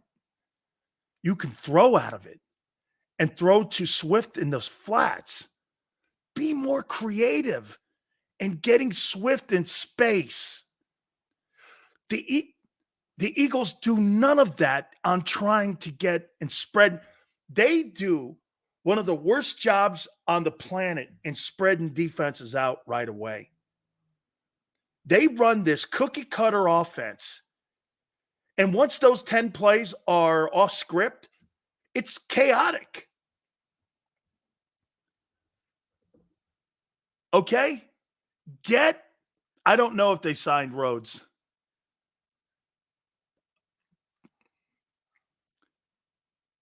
My opinion, I hope Goddard can play. And I hope Dallas Goedert can really put, in my opinion, I hope he can put a good game together because I don't think the Dallas Cowboys have a linebacker that can cover him. You got to get those two guys in space. You know, it seems to me the offense looks better and they run the ball better when they establish Swift and Goddard first. Think about this. If you get those guys in space, AJ and Devontae are going to be wide ass open. Wide ass open. If you get those guys in space. See, I don't think Dallas is as good as they think they are on defense. And I would run Jalen Hurts and I would run everything I had at Michael Parsons. I don't believe he's a physical football player. I do not believe that guy is a physical player. I think he's a finesse player. Every single time that the Eagles play against him, he had a good game in the first game they played. He had a good, probably, what did he have, a half a sack in 8 games against you guys? That was his best ball game. You know why? They moved him around finally. They just didn't line him up over Lane because Lane killed him. Okay? Keon's right. Dude, if you're not going to play Penny, cut him. Do you know what I believe? Can I tell you this? Okay? ESPN reporting Goddard will play. Huge. Can I tell you why I think they signed Rashad Penny? Because Dallas wanted him. And they're keeping him away from somebody. Because somebody must have been in hot pursuit of him. You're playing with 52 men. You got a guy on your roster that you don't like, but you know other teams do. So you're keeping him away from other teams. Because if you're not playing him, what's the point? I mean, I would rather have Christian Ellis on my team. I'd rather have Christian Ellis on my team. Now, they may sign him back to the practice squad. I wouldn't be surprised. If he clears waivers, that they bring him back to the practice squad because they don't have a lot of depth there. Who's their linebackers now that they've cut Christian Ellis? Is it just those two dudes? Jesus, criminy. So you cut loose a position that you're very weak at and you're not deep at. Okay, why would you cut him? I'd rather cut Rashad Penny. Keep the guy in the 53-man. Run it, Parsons. And by the way, that guy, Deron Bland, I don't believe in him. I think he gambles. He's not Diggs. Then again, I'm not a big Diggs fan. I think he gambles too. But see, that's the brilliance of Dan Quinn. Dan Quinn lets those corners play, and they let them guys freelance. But when you freelance, you create what? Lanes. DK Metcalf was killing that kid. Cunningham is most likely playing as well. Okay, so you'll have Morrow, Cunningham, and Shaq Leonard. Okay. How effective is Shaq Leonard going to be is how much terminology that they change, manipulate, how much he retains. Okay. This is all about processing now with him. God, think about what Howie's done and what a lurch he's in with this. Every linebacker he now has active on his team were guys that were cut. How do you build a linebacking core around guys that were cut? There's not one guy that's active on the Philadelphia Eagle defense that hasn't been waived by a team. It's not so much that you got one guy. You got three guys. Three guys that were waived. I mean, how in your right mind, if you're the owner of the team and you're looking at roster building and you're the analytics guys take an F on this one. We should have paid TJ. Yeah, because the money wasn't expensive. And the hell you're in now is worth the $7 million. $7 million? The salary cap number or the hit on that is, what is it? A linebacker, a top flight linebacker like Roquan Smith and Fred Warner are $20 million? He's not a $20 million. Dude, don't get it twisted here. I don't think TJ Edwards is a special linebacker. But I don't know. There's something about the fact that over the last 3 years, he's trending for 469 tackles. That's quite impressive. This guy's going to average 150 tackles over the last 3 years, and you cut that guy? And you're signing guys who have been waived. And because your ego's so big, you think the guy that you drafted in the third round was going to take over your Mike linebacker position. You guys, you know what? Some of you go like this. Sills is going back over the history now. Yeah, because you guys hammered me all summer on it. Kobe Dean's going to be fine. He's going to be special. No, he's not. Hey, and for the record, I don't know if he's going to be special. I really don't know. I have no idea because I haven't seen him play. Dude, look at the retooling.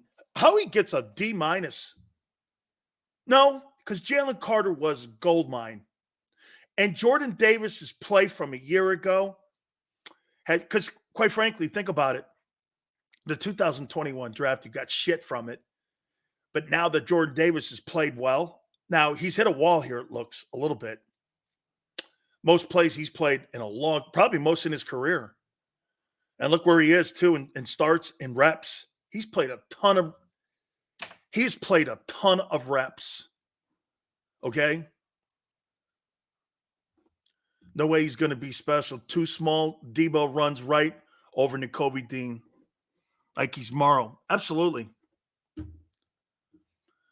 I told you this. Every time I saw Nakobe Dean out on the field, shit, man, that kicker you have is a bigger dude. I mean, Nakobe Dean looks like he wears a size 7 shoe. Nobody in the NFL wears a size 7 shoe. He's a shwimp. I mean, really, he's a shwimp. And how he put his linebacking core's future in the hands of a guy who played 30. Look at the train wreck that is today. And by the way, it's not just the player, Dean. It's the entire unit that he sabotaged.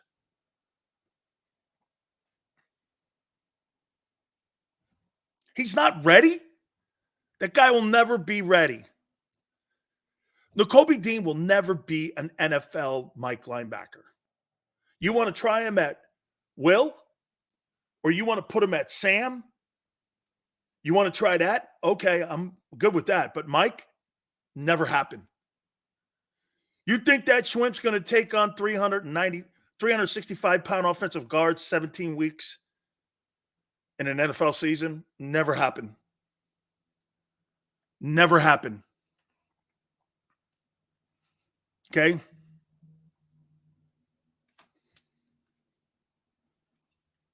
Never happened. Absolutely not. Strong safety? So you're going to start moving guys around to different positions?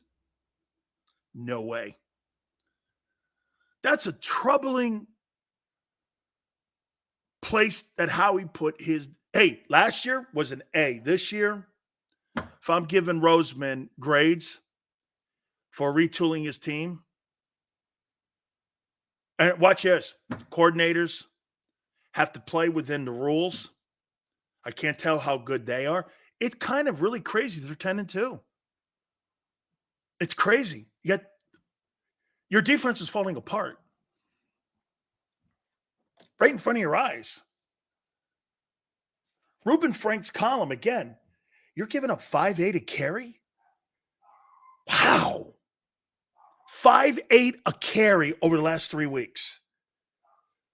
6 yards a carry. And you get the 2 best D tackles in the league? When's that going to show up again? And by the way, one of those teams was a running attack team, and that's San Francisco. The other 2 are not. Who's the running attack on Buffalo? The quarterback? Gee, I wonder what they do with RPOs, why that was important in that game. N'Kobe special teams material. Okay? Season's not over. Dude, did not San Francisco teach you anything? See, not a fraud 10-2. It's not fraudulent. Okay? Don't you get it? Those records on a week-to-week basis don't matter unless you're healthy.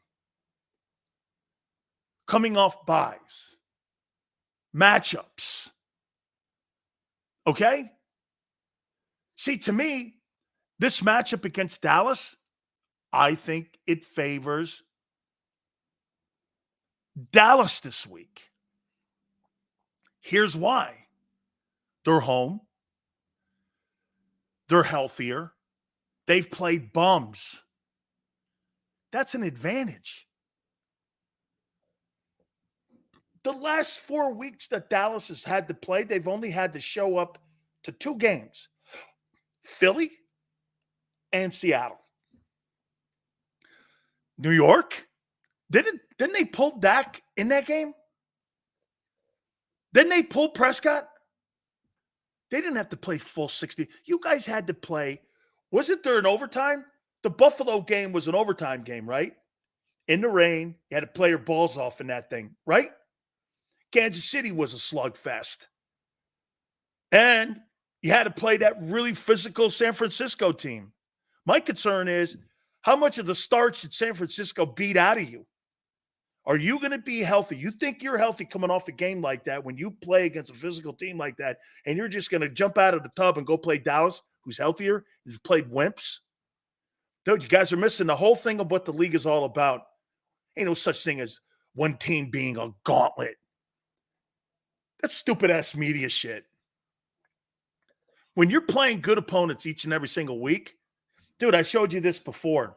When you're playing good teams every week, it's like a hammer hitting a nail. Some weeks you got a bigger hammer hitting the nail because you're playing better competition. You're playing good teams.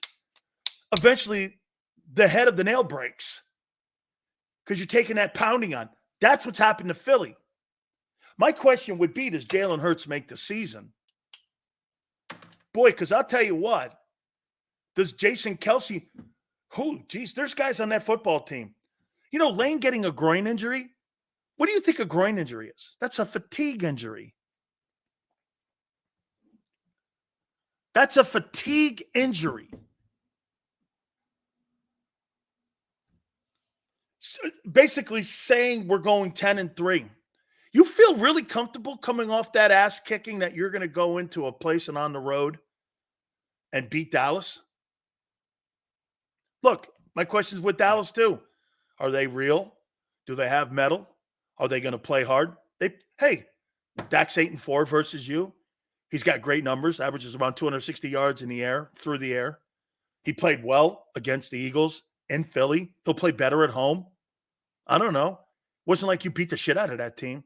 And for all intent purposes, really at the end of the day, Dallas probably outplayed you. You outperformed them when you had to. It wasn't like you put up gargantuan numbers over. I mean, You make it sound like you dominated the Cowboys. You didn't. You didn't hammer them. San Francisco hammered both of you. Get this, in 8 quarters, the point differential is 55 points. They beat the Cowboys by 32 and you 23. 55 as an average between you and the Cowboys. The 49ers average point differential is 25 points. It's quite an ass kicking. 10-2. 10-2. It got crushed by 23. Keon goes, are you picking them? I don't know yet.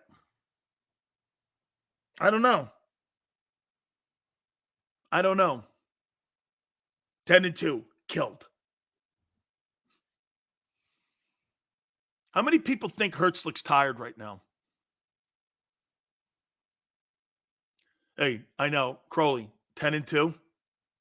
You just got destroyed. And they're making it sound like I wouldn't be crowing about anything. Yeah, get this. You're 10-2, and a 93 team's better than you. Try that one on. You're 10-2, and a 93 team's better than you. How can you justify that 10-2 then?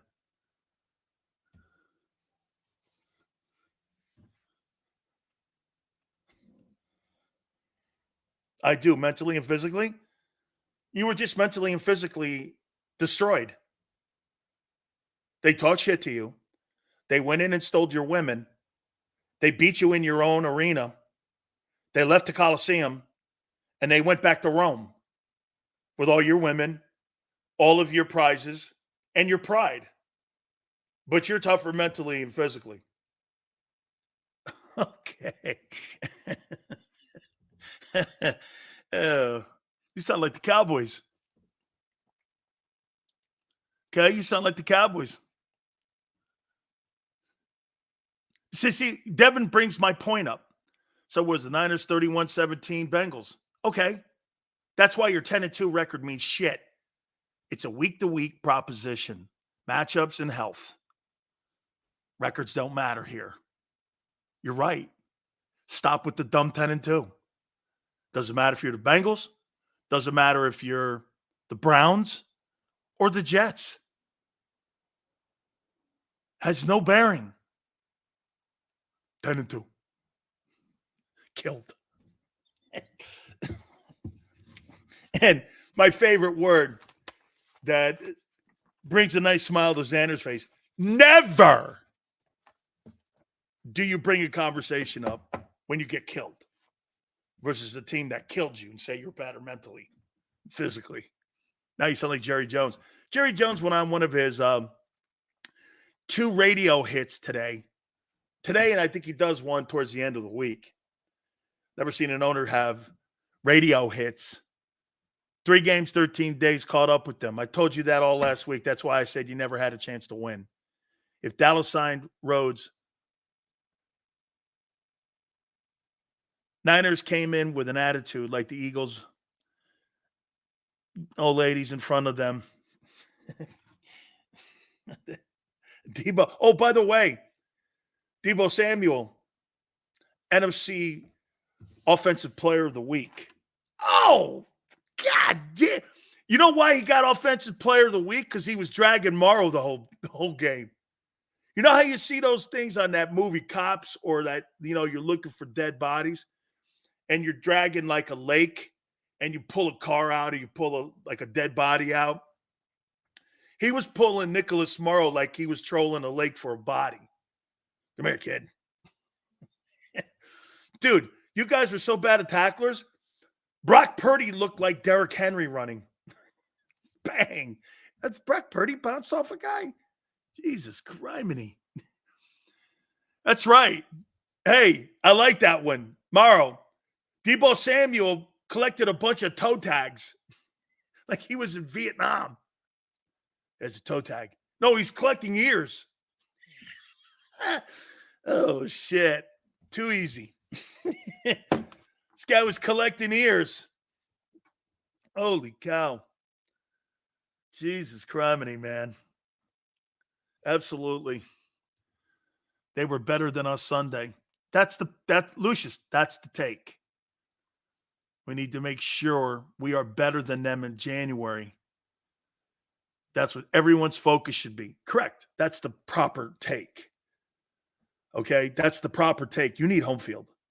Personally, I think Dallas, I think San Francisco and you both, I think San Francisco needs to buy. I think they need to buy too. I do. I think they need to buy because whoever doesn't get the buy might have to play Dallas. Like right now, who would be the let's just hypothetically say right now, Vikings are in it, right? I think the Rams are somewhere down there. So it's Vikings and Rams and Seahawks. I think Atlanta's in the 4 hole. Dallas is in the 5 hole.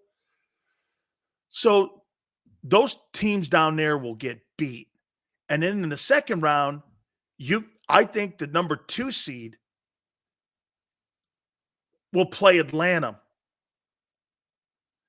And the number 1 seed will play the Cowboys. Because if Atlanta wins the South, okay, that's a division team. That would be the 2 seed. So the 2 seed would play the winner of the NFC South if they advance. Shit, I might rather be the 2 seed. Play a shitty Vikings team, play a shitty Atlanta team, and then let the Cowboys and the Niners fight it out. And then play the winner of that. 2 play 7, correct. In the wild card round. Green Bay's in it. You're right. Green Bay, Dirty D's in it still. You're right. Green Bay's in it. Green Bay's going to be the wild card, though. They'll be the 7 seed. That's correct. Can you imagine this? That Minnesota, Green Bay, and the Lions? Who would have ever thought that the NFC North? Think about this. The NFC North is going to have 3 teams make the playoffs. The NFC North, Vikings, Packers, and Lions are going to make the playoffs. Oh, yeah, I bet everybody bet that one. Right? 3 teams from the North. Brian, right. 3 teams from the North are going to make the playoffs potentially. The best division in the NFC that just tells you why the Eagles aren't sweating these teams other than San Francisco. It's San Francisco, Philly, Dallas, kind of. Lions, maybe. And the NFC North is the best division in the NFC. That's all you really need to know. Right? All right, we're going to take a look at Week 14 of the NFL coming up. There's a ton of news, too. You know what? I'm really sick and tired of that college football story. ACC is a sorry-ass conference. I don't want an ACC team unless it's Clemson playing in the Final Four. What are we talking about here? You want an ACC champion in the Final Four? But Sills, they deserve it. No, they don't. Because they went undefeated. You sound like these 10-2 idiots in here. Yeah, you put FSU in the Southeastern Conference. Get this, it's tougher to win the West in the SEC than it is to win the national championship. Put that on your plate. I can't wait till Texas rolls in there. Get used to going 7-5. Yes, sir. All right, let me take a time out here. Don't forget, Saturday, we will be at the King of Prussia. Maybe it's Jordan Travis was healthy. Maybe. Quarterback that got hurt. This Saturday at King of Prussia, we will be there from 3:30 to 5:30. We hope to see you out there at the Hooters. Please come on by. We got Eagle tickets we're giving away. I think for Christmas Day, if I'm not mistaken. We got Christmas Day Eagle tickets that we're going to be giving away. at the King of Prussia between 3:30 and 5:30. We're going to be doing a special show this Saturday. We're leaving the Dan Cave. I'm going to be giving these Eagle tickets out to somebody, man. We're going to have a couple pairs, I believe, if I'm not mistaken, some merchandise. HootersToGo.com. Also go there to find out some more information. Also, JAKIB Sports. Make sure you tune in this weekend. We're going to be there again from 3:30 to 5:30. NortheastHooters.com. That's NortheastHooters.com. And do me a favor, tell them Big Sil sent you.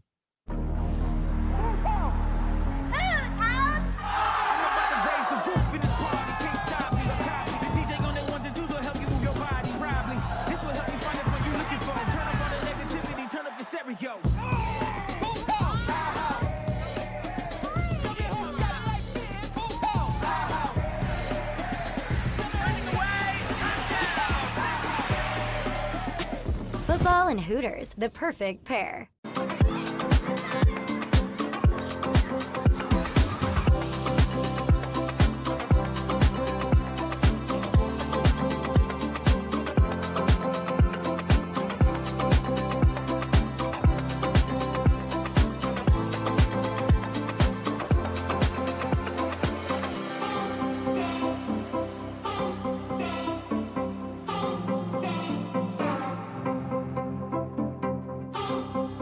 If you own a company and you're not producing a podcast, you're missing out. The public consumes messaging when they're ready. Join the professional podcast network of companies and let JAKIB Media Partners put you in the podcast arena. Come to our professional studio or we'll come to your place of business and professionally produce your company podcast. Call JAKIB Media right now at 267-261-3428. 267-261-3428. Any professional sports coach will tell you there's no substitution for preparation. At Malamut & Associates, that is a tenet by which we live. We prepare from day one for victory. Anything less is not acceptable. Underdog Fantasy has a way for you to play alongside your favorite football team all season long with their fantasy pick'em game. You pick between 2 to 5 players, select whether they'll go higher or lower on one of their stats, then do what you usually do on a Sunday, watch the games. You can win up to 20 times your money in a single game by going 5 for 5. It's a fantasy game, and the Sports Betting Show wants you to get involved. Go to UnderdogFantasy.com. When you sign up, use the promo code WIN, and Underdog will double your first deposit up to $100. That's UnderdogFantasy.com. Use the promo code WIN.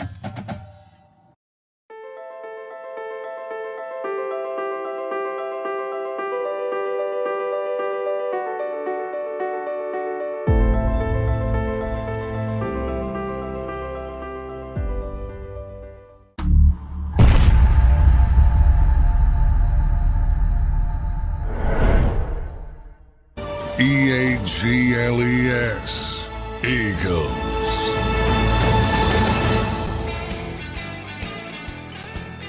Barrett Brooks is going to join us at the bottom of the hour. Don't forget Seth Joiner also at 5:30 today. So we'll talk some Eagles football and also Cowboys. Hey, so Travis Swift must be really excited about his girlfriend, like being named the Time Magazine Person of the Year. It must be awesome. Seriously. See him get his little heart broken every time she doesn't show up. And Travis Swift, man, he gets really bent when she's not there. Because you know what's happening, right? I told you, when she's down in Rio or she's down in like Venezuela, Felipe's down there answering the phone. Hey, how you doing? Who's that? It's Felipe. What are you doing there, Felipe? I am the gardener. I can't believe it. Then he goes out and has 2 catches for 5 yards. When she shows up, though, Travis Swift, that guy's still the best tight end. Still the best tight end. Boy, I would put this on the plate of, I think homie's whipped. Man, sports. Or no, not sports. Time Magazine.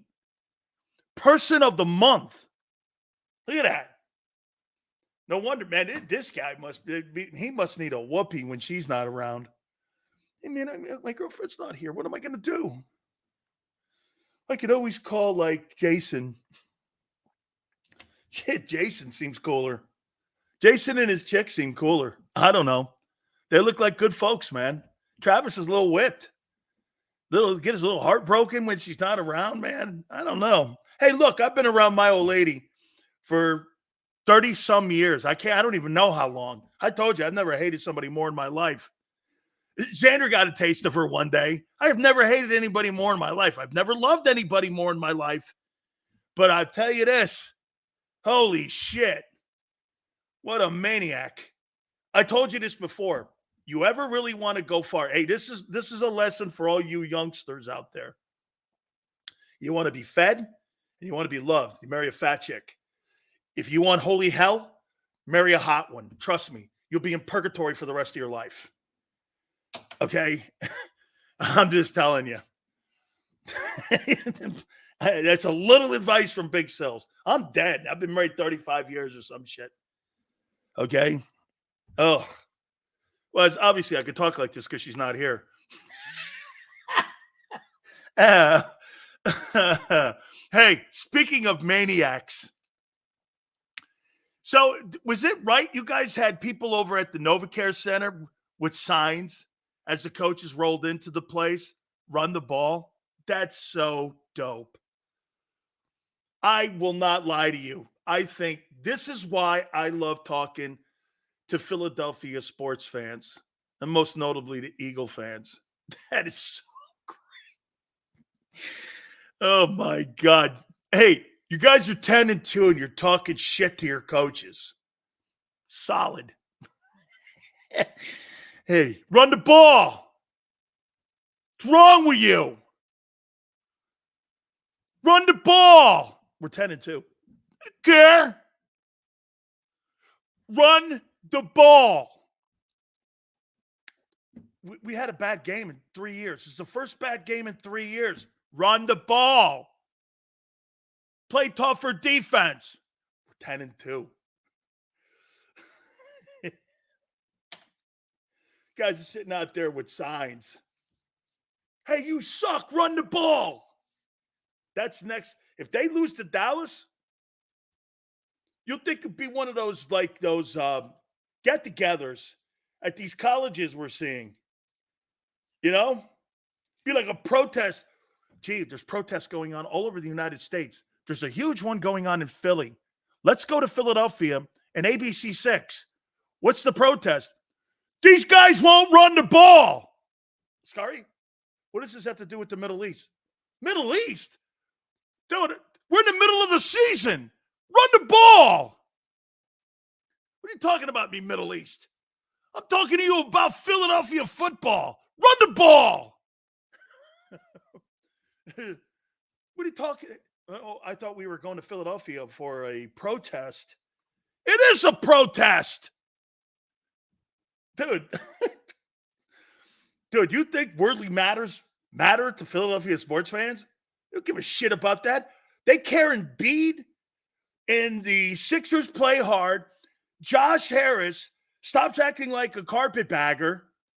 Dave Dombrowski gets the right dudes in there in the bullpen. The Flyers continue to win under Torts. And the Eagles beat the Cowboys. Don't give a shit about border patrols, whips, Trump. Maybe a little there. Run the ball. I'm sorry, Dave. We went to Philadelphia thinking we were going to be talking protest on the Middle East. Instead, we're talking protesting the fact that the Eagle coaches don't run the ball. Back to you in the desk at ABC 6. Am I wrong? Hey, get this. A headline. The headline on, am I wrong, Xander? The headline on ABC 6. Protests broke out today at the NovaCare Center because the Eagles won't run the ball. Back. We'll be talking about headlines that happened in Washington, D.C. The headline was the Eagles not running the ball. Yeah.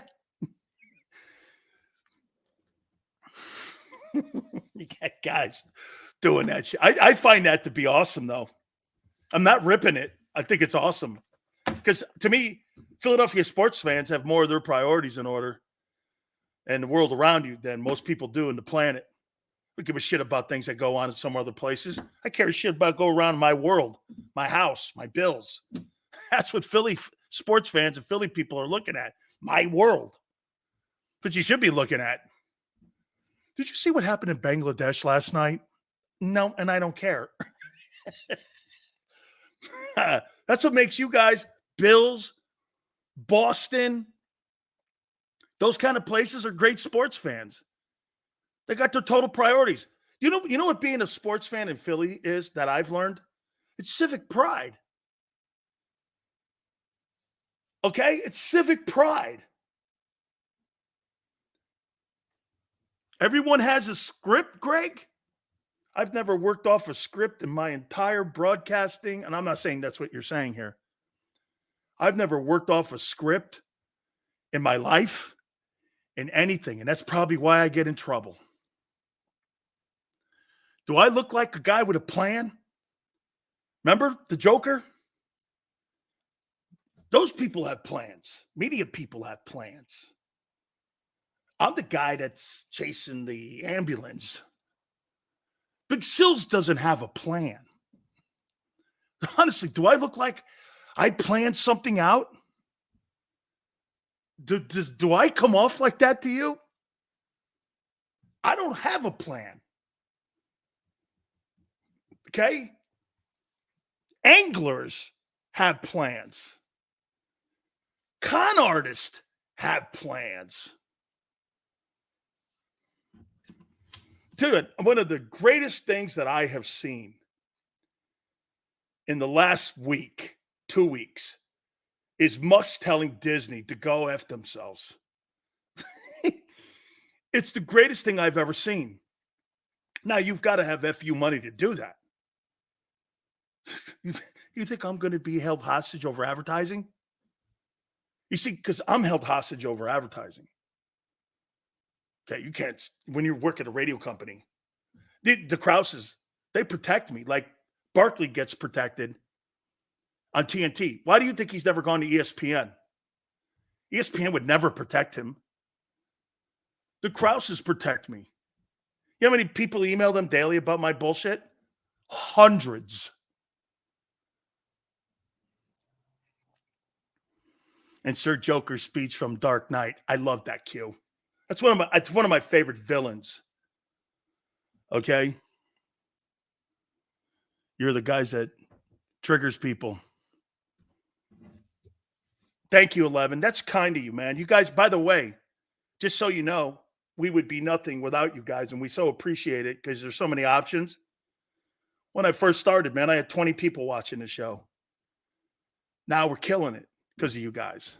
With all the platforms, it's really wonderful. Thank you. And you know why? Like I told you before about the sports stations in Philadelphia, those radio things. One's good. The other one, I'm not allowed at liberty to talk. I'm punching down if I say anything. It's the fans that run it. Like when we get Angelo. Hey, how about this? I may even have Angelo there at King of Prussia Saturday. He just texted me. I'll see if I can get up there. He's going to pimp his book. I said, sure, come on over. So I got Angelo Cataldi coming up to King of Prussia on Saturday to see me, and he's going to be on Monday. I've made an impact with Angelo, your number one sports guy. And you think Angelo's the number one guy in Philly history and sports talk? You think thank you, Maniac. That's cool. Do you think Angelo's the number one sports talk guy in Philly history? Or do you think it's Howard? Or Tony? Or Mike? Those would be the guys. Ray Didinger, too, I would put in there. I'd put Ray in there. Angelo does more appearances on JAKIB than WIP. Fly. Yeah, because you can't talk on radio anymore. He was top rated. Yeah, Ray Didinger. I've never had him on, but I know who he is. And he's an absolute legend. He really is. Okay. Cowboys, Eagles, I want to say this to you as you go into this week. It's funny, you guys keep asking me, Sills, are you taking the Cowboys? I want to. I want to. You know why I can't yet? Arizona. The owner. I say this to you about Dak Prescott. No, I'm not saying yes. How many people think Dak Prescott will win a Super Bowl?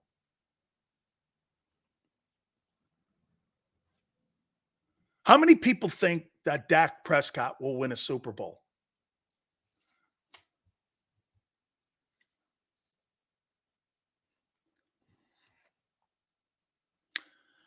Fat Dog says, not me. Never. Hope never. Unlikely. That's where I'm going, Chris. Devin, that's where I'm going. How many people think Dak Prescott will win a Super Bowl somewhere else? You imagine Dak Prescott in San Francisco?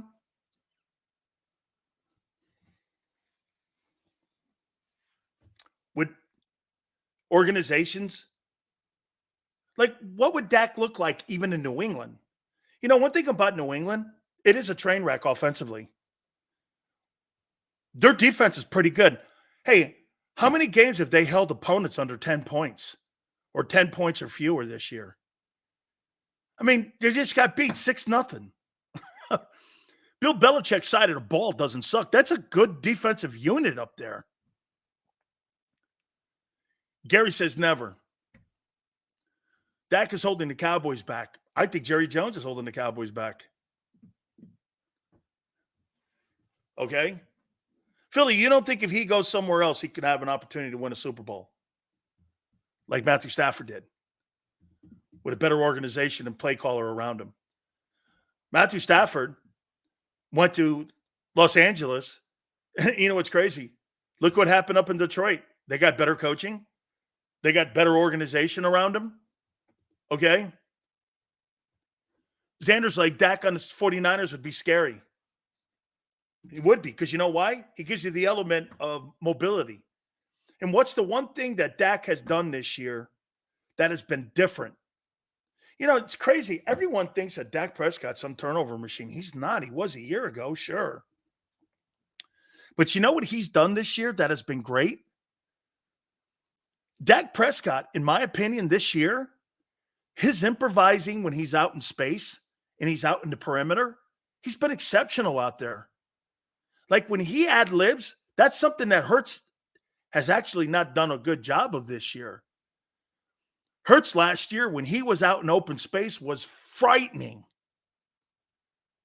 Jalen's element of that dual threat has been coddled, has been held back. I think the Eagles are holding back the quarterback's progression. I don't think Jalen Hurts has gotten better from a year ago. I think he's got more comfortable. I think he's got more experienced. Okay? But why would you take the RPO out of his game? Put Dak in Pittsburgh, guarantee he wins one. Wow. Dak Prescott with Mike Tomlin. That would be awesome to watch. Dude, Najee Harris would absolutely blow up too. And you get that guy, George Pickens, to shut his hole. He could be a force with Dak. That would be great. They're a quarterback away from being a Super Bowl contender in Pittsburgh. You imagine if Hurts had landed there, which was first initially thought that he was going to go to Pittsburgh. If Jalen had landed in Pittsburgh with Tomlin, look at the fortunes on how that would have changed. Jalen Hurts in Pittsburgh with Mike Tomlin. It could have been scary, man. How do we know that the coaches have asked Jalen to slide? LJ, are you not watching the games? He's sliding prior to contact. He's been doing it since New England. Are you not watching? He gets down on sacks now when he tries to run that counter trade play, and they know this year to be as deep as the ball. You know the one thing that they're taking away? That counter play. You know how he used to do this and then take off on the backside? You know what they've told the ends to do now? You have to be as deep as the ball, which means you have to have some integrity in how you play the backside. He used to just break containment, and they couldn't set the edge. You know what they're telling him? One of the fundamental things on being able to have a mobile quarterback and keep him kind of corralled is you've got to set the edges, and you've got to have integrity on your edges. That's why when somebody in here said follow the ball, shit, man. You got to follow your technique. You got to get as deep as the player. When Jalen Hurts steps back, you don't all of a sudden run down the line of scrimmage. You get as deep as the player, because what if he decides to come back and run backside on you? He did that all last year. Well, teams have game planned that. Teams have game planned it. And they're ready for it. New England was ready for it.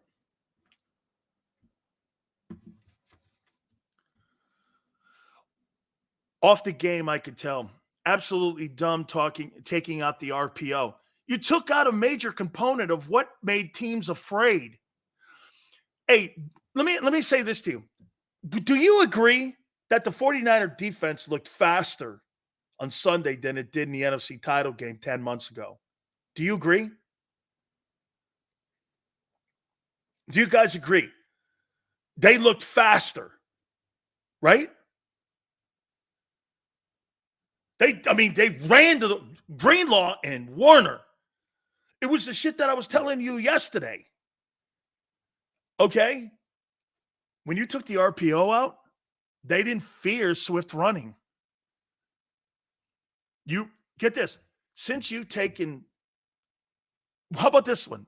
Since you've taken the RPO out, do you notice, since you've taken the RPO out, before I bring Barrett Brooks in here, because I'm going to hit on this one first with him. Since you've taken the RPO out, that 49er defense a year ago, how many times did they freeze Greenlaw and Warner? And they were playing from behind. When you took that RPO out, that slowed that defense down 10 months ago. When you took it out Sunday, that 49er defense was faster, running to the ball. Pursuit angles and lanes were great. You took an element of the game away. You're fifth in attempts, except the attempts from the quarterback are not high. Let's get to our friend, NBC Sports, our good friend, and I love the guy to death. By the way, I'm going to be in the Philly area this weekend. If you're around in King of Prussia, come up and I'll get you some wings because I'll be there from 3:30 to 5:30. You may be busy, though. I know you got a huge schedule, brother. No, I got to be there. Oh, my God, that's so great. I got to be there. Oh, my God, I can't wait to see you, Barrett. Yeah, we're going to get it in. 30 to 5:30. I can't wait to see you, brother. Let's make that happen, man. I mean, I don't have any more college football games, so I did my last playoff game last week. Youngstown State at Villanova, and I'm done with college football now. So my Saturdays are done, my Fridays, I'm ready to roll, man. I'm coming, man. I got to be there. I'm coming. I can't wait to see you, man. Let me throw this at you here. By the way, real quick, you enjoy being an analyst covering college football?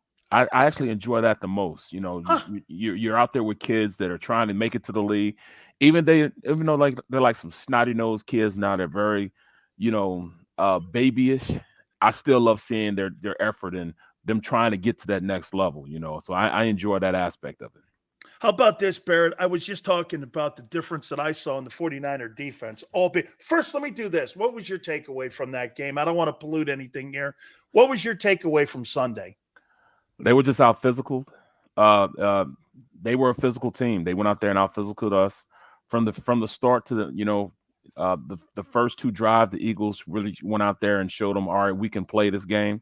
But then after that, I just think that, coaching took over, and then the confidence level that team had from that point on after those two drives was just, something they couldn't stop. They couldn't stop the bleeding. They were just a better team this last week. And, in every aspect, in every facet, we let them dictate to us what we needed to do.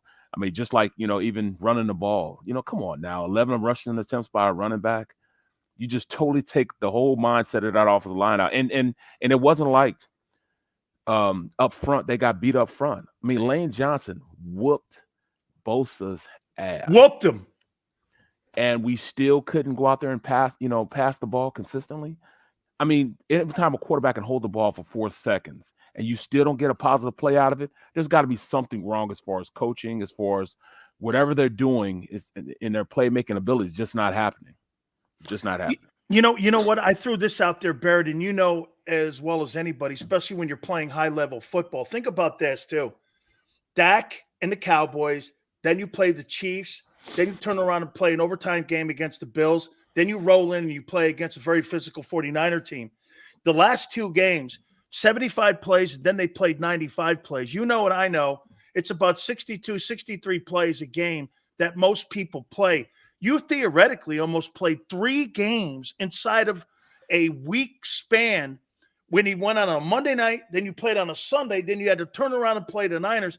How much did you see with fatigue, especially when you're missing tackles? And the way Jason Kelce played, I mean, Lane, as great as Lane played, I really didn't think Kelce played that good in that football game Sunday. Oh, he didn't, because you just look at it as a whole. I mean, I'd say the war of attrition is going to catch up with you. And, I'm not going to say that they played weak. I'm not going to say that they played scared. I'm not saying any of that. But your body can only take so much. I think it was like 3 games in less than 17 days or something to that effect. Yep. Each of the last 2 opponents had 10 days to prepare for them.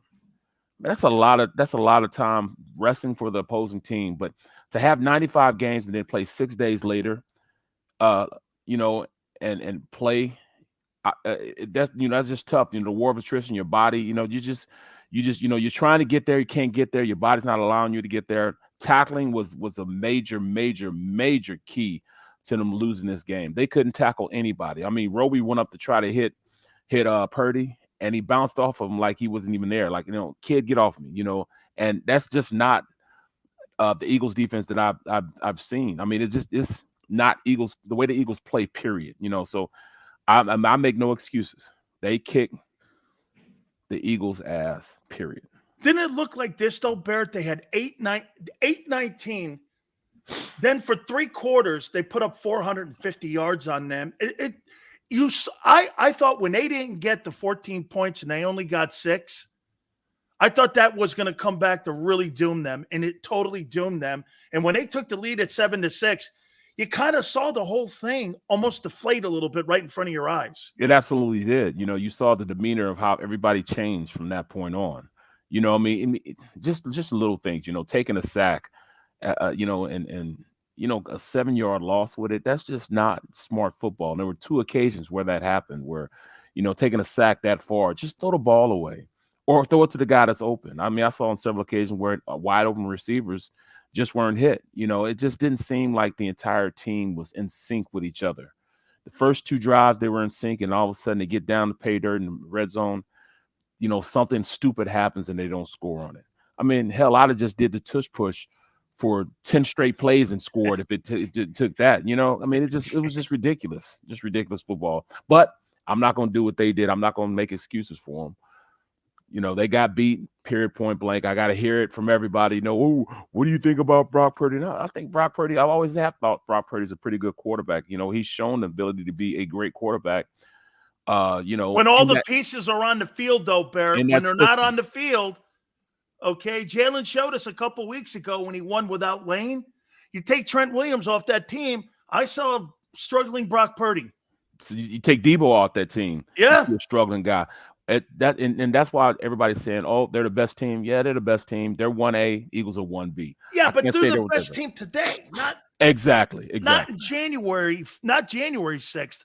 Let's wait and see, because you brought it up, the war of attrition. Hey, I want to throw this at you here, and I spoke to Frank Reich, and I want to get your opinion on this.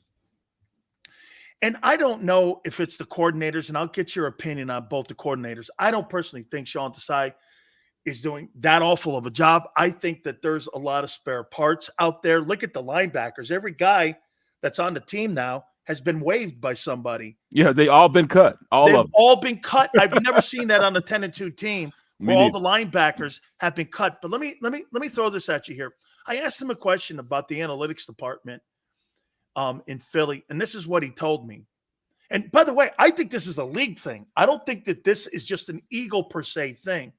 He said that the coaching staff gets the analytical details like from Alec Calaby and all these guys. They put all the analysis together, what's good on 3rd and 7, what's good on 2nd and 2, plus 30, what have you. They have all these analytical numbers.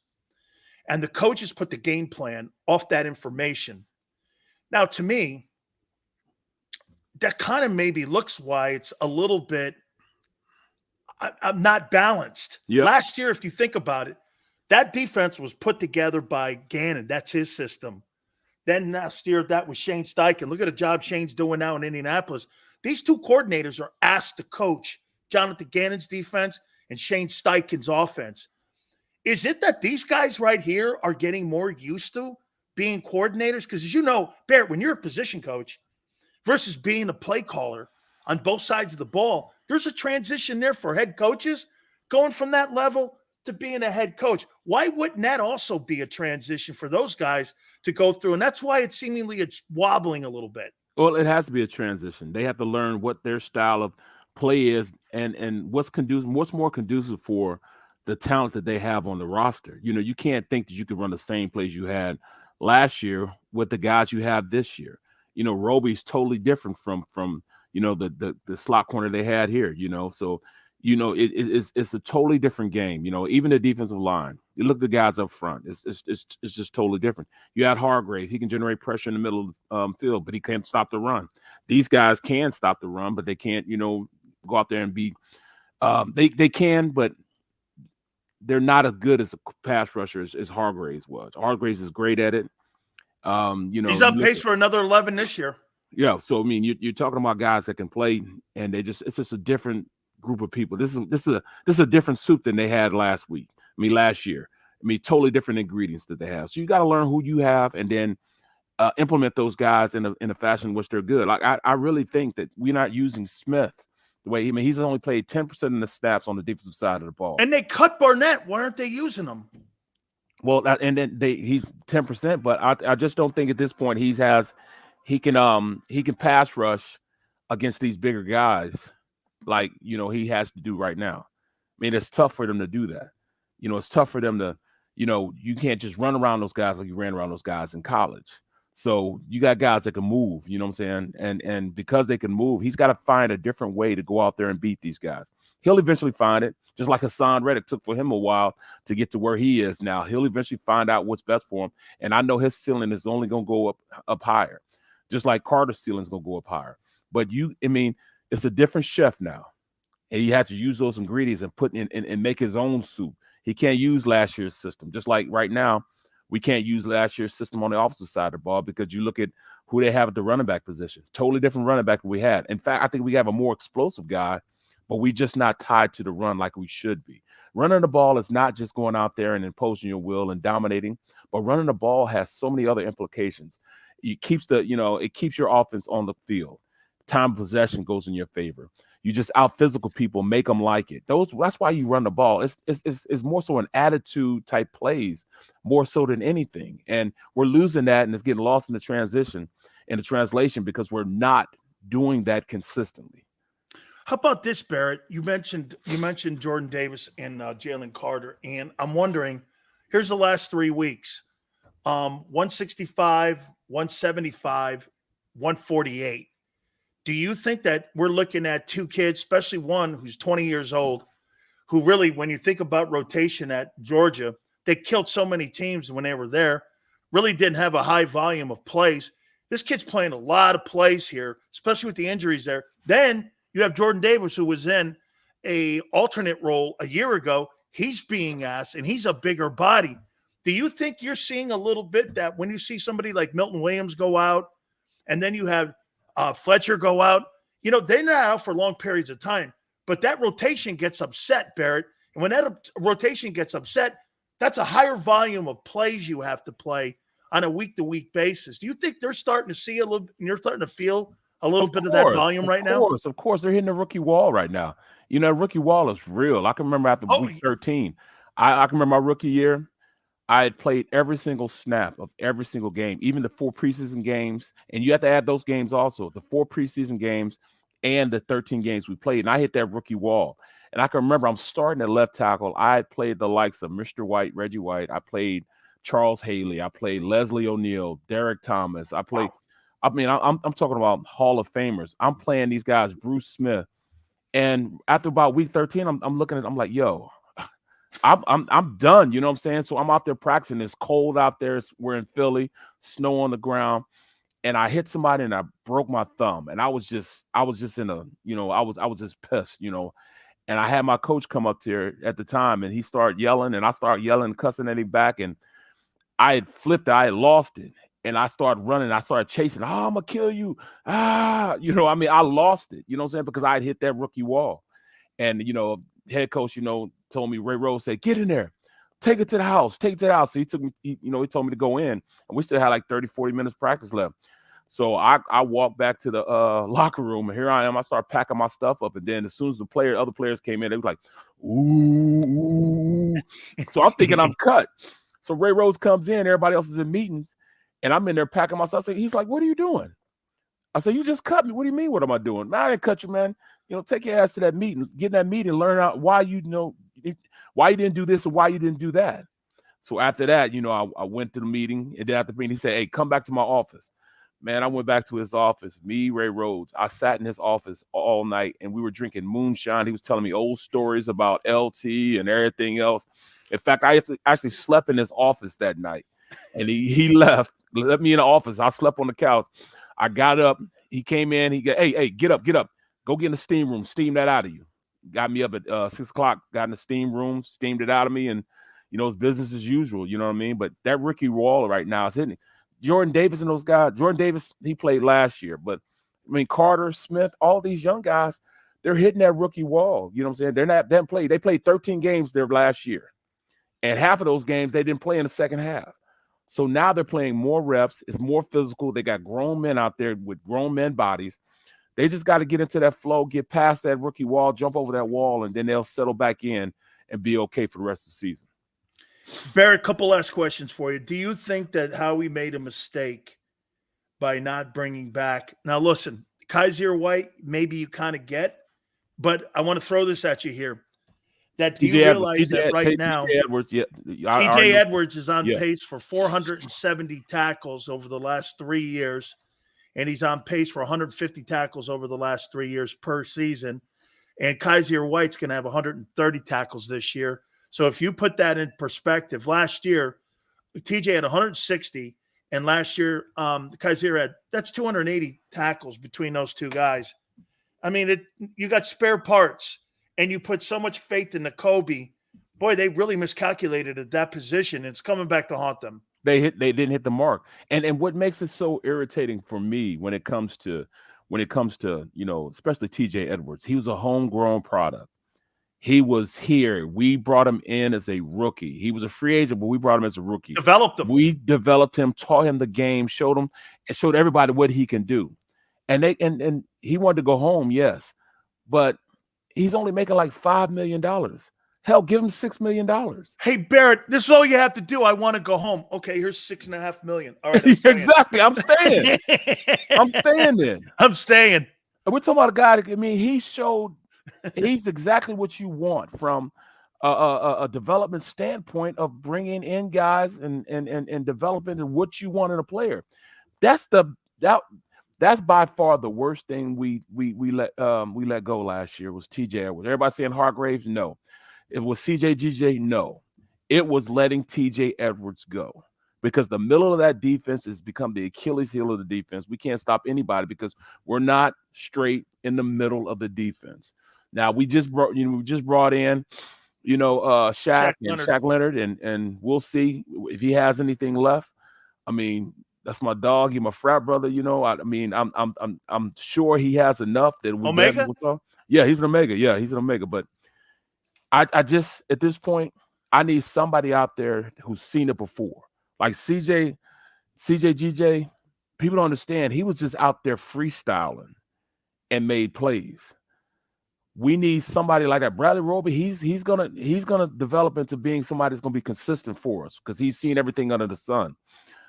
We know Shaq Leonard has seen everything under the sun. We just need those guys to be consistently ready to play. Because I mean, Sidney Brown had too many assignment busts that I saw in the game, which didn't allow us to play at a high level. He plays with his hair on fire and he's not under control yet. And Yep. he over pursues. He over pursues in his tackling. He's a gore. Look, his intensity's great and all, but he's got to be a better tackler, Barrett. And he's got to calm down a bit. I mean, Yep. slow it down a little bit. He's got to learn. He's got to know when to pull the trigger and when not to pull the trigger. Yeah. You know, I mean, he's trying to do too much. You know, just do your job. You know, yesterday on the big play they had to the tight end Kittle. On that play, he has the flats. They were running a cover 3. He had the flats. But instead, he takes and carries Brandon Ayuk too far inside and leaves the flats wide open. So everybody sees at that point, they see the linebacker running after him. You know, Morrow running after. It's not Morrow's place. Morrow should have took that wide receiver that's going across into his zone and matched up with him. But by that time, you know, he had already ran past him. And then, you know, Brown has let the flats area wide open. And that's why Kittle was able to get 20 yards on that play and eventually went in for a score. You just can't do that. You know, you got to do your job. And I saw too many fundamental breakdowns in that defense to really do anything. You know, too much tackling being an issue, fundamentally not knowing your plays was an issue. And then I saw too many guys letting those 49ers like stand over them and like intimidate them. Yeah. I mean, I saw that. You know, you can't say anything but, all right, yeah, they pushing after the play. All that stuff ain't going down with me. You don't touch me after this play, man. All right, y'all winning, but you're not finna be standing over me. You're not gonna be trying to, you know, saying Debo me. You're not doing all that. Well, I saw a lot of that yesterday, and they let it happen. See, a guy like Barrett, man, he'll do this kind of shit to you when the play's just about, as soon as it's over, the whistle blows, he'll give you that last push. Yeah. Let that thing down, you go like this. Get that son of a bitch off. Right, right. Because offensive linemen, what they like to do is, man, they'll give you that one last shot, and you're like, don't do that again. Right. I did. You're right. I saw a ton of that. Okay, finally here.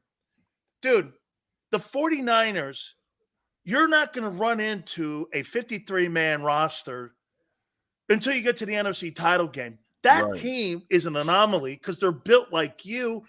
So when I look at Dallas and I go, see, Dallas is thinking, well, wow, look what the Niners did to them. I'm like, you ain't the Niners, dog. No, you're not even nowhere near the Niners. How concerned are you about them going into this game against – look, Barrett, think of this. They played – what would you say? They played a C-plus game, the Eagles, Yep. In that first one, and the Cowboys played an A game. That means that the Cowboys are hoping you play a D-plus game for you to have a shot to beat them. I'm like, I don't know. Help me out on this, man. How do they played a perfect game for them. They played the ultimate perfect game. And lost. And I'm thinking, I mean, look, they had their best numbers. Like, you look at CD Lamb. CD Lamb had 191 yards or 191 yards against us. 191 yards. That's the best game he had all season. Ferguson had like 71 yards, 81 yards. That's the best game he had all season. They gave him their best, and we weathered it and won. So this game, they're going to have a whole different team out there. This Eagles team will be focused, number one. They'll get back to basics, number two. And they're getting guys back that are healthy. You know, Cunningham will be back. So he'll kind of solidify things in the middle. And then Goddard will be back, and he'll solidify things in the middle. I truly think if Goddard was on the field on Sunday, it would have been a much different game because there were no passes in the middle. Every time they threw passes in the middle, like the AJ slants and stuff like that, or dig routes, he made them pay for it. He got it and run after the catch. But we're still trying to beat guys outside of big plays. No, nickel and dime the team. And then, you know, coach said, you can't just go out there and just, piecemeal it down the field. You can't 5 yards here, dump here, because eventually you make a mistake. No, that's what's winning.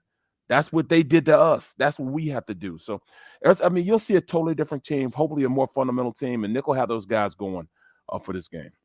I want to sneak one last one in on you about Jalen Hurts. Do you think Jalen Hurts has been playing top 3 football this year? Not right now, no. He's still top 5, top 6, but he's making critical plays, Barrett, in critical moments to win games. But right. Am I right when I say this? It just doesn't look like last year where he was dominant. I think it's more so they're not. Is it the play calling? Oh, that you took the words out of my mouth. Play calling is just not the same. They're asking me to do a lot of things different, and a lot of things, that you talked about earlier on before I got on. The RPOs, they're not letting them run those RPOs like they used to last year. He doesn't use his legs like he used to. Number one, because he was hurt, but number two, they want to preserve their quarterback. So it's not the same offense. So since it's not the same offense, defenses aren't defending him the same way. Is it not the same offense, or is it a different mentality organizationally, because you're giving him a ton of money? Boomer Esiason said this: Jalen's going to have to learn to play with that contract. I never really thought what it really meant, but I also have to think that the Eagles themselves have to learn how to play him with the contract. Don't you think? That's exactly what's going on. You say you don't know what you're talking about, what he's talking about. When you ask, how do you play with the money? How do you play after you get the money? Well, that's exactly how you play. You play like he's playing right now. But the difference is, I think that last week, not this last Sunday, but the last Sunday, he used his legs a lot more, and that's why they had a little more success. Bills. He makes you account for him. Last Sunday's game, they only had to defend 10 guys. But when Jalen is being Jalen and he's using his legs, now a defense has to defend all 11 players. You know what I'm saying? And when you have to defend all 11 players, that gives you one less guy that can be in pass coverage. There's one less guy that you can have in a run fit. It's one less guy that you can use, because he has to make sure that Jalen is accounted for. And when you have to account for Jalen, that means somewhere else, everybody else has to be perfect. So when you make the defense be perfect, that's when they become imperfect and they can make a play, because now you're accounting for all 11 people. And that's huge. That's huge when you think about a defense wanting to go out there and stop you from a quarterback position.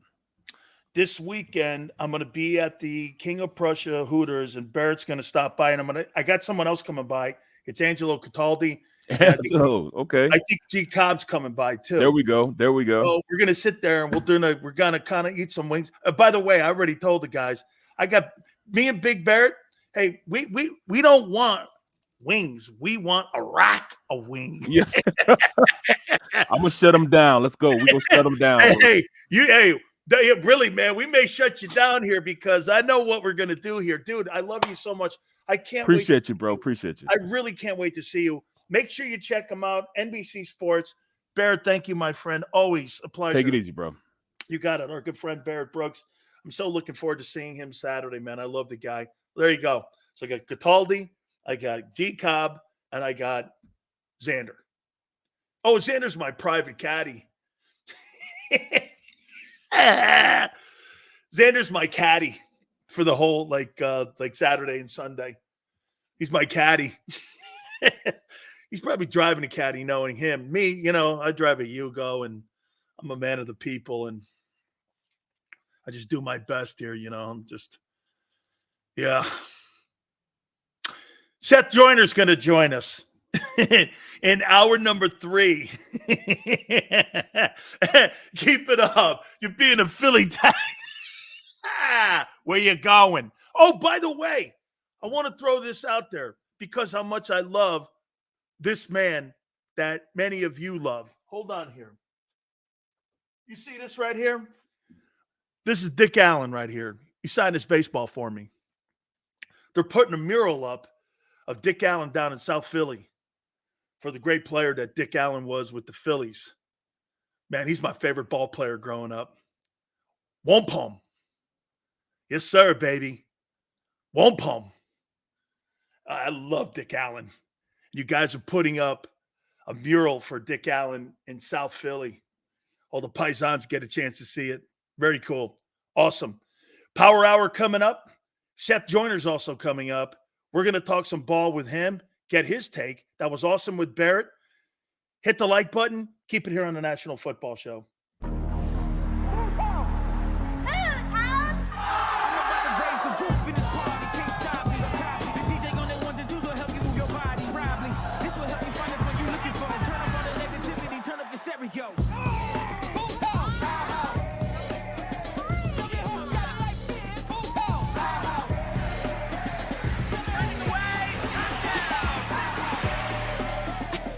Football and Hooters, the perfect pair.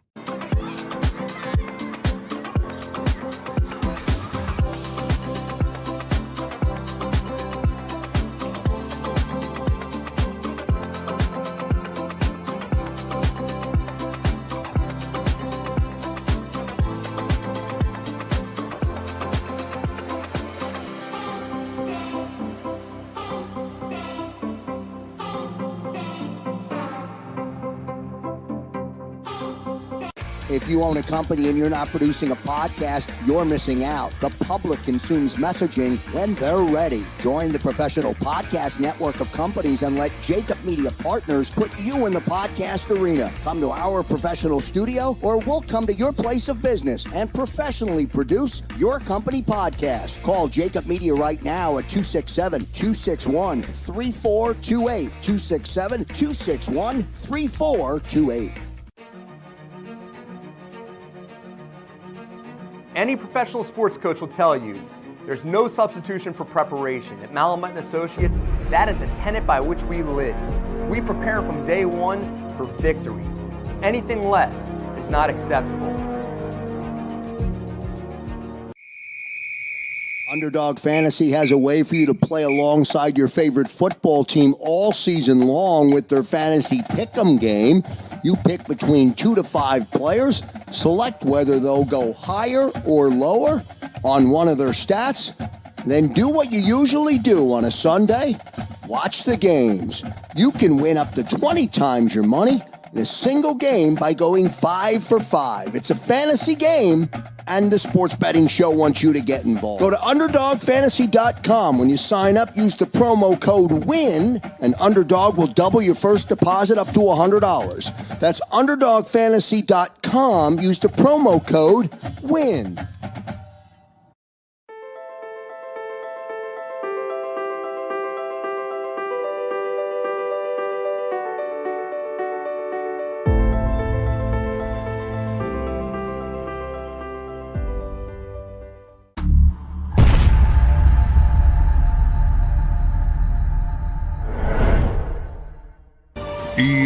EAGLES, Eagles.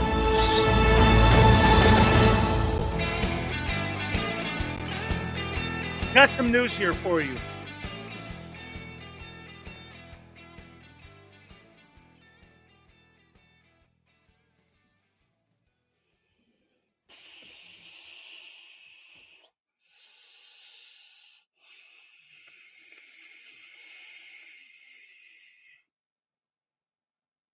Okay. Zach Ertz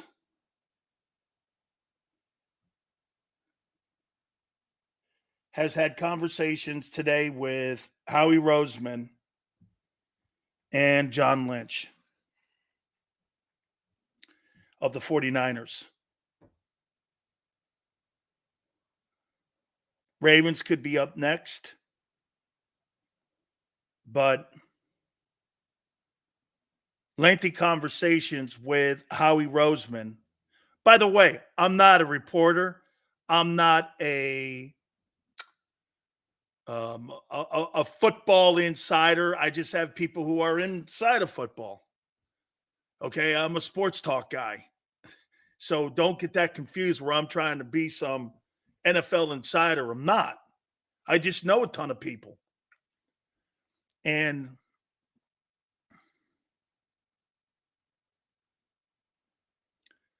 Baltimore has great interest in him because of the interest to or the injury to Mark Edwards. The question is how many reps, like why San Francisco makes sense. Yeah, but wait a minute, Yale. Here's why San Francisco makes sense. You know what, though, too? Let me go to Yale's point here. Man, a lot of dudes being cut you're signing. Are you going to win a Super Bowl with the land of misfit toys? With all these guys being waived and you're signing them?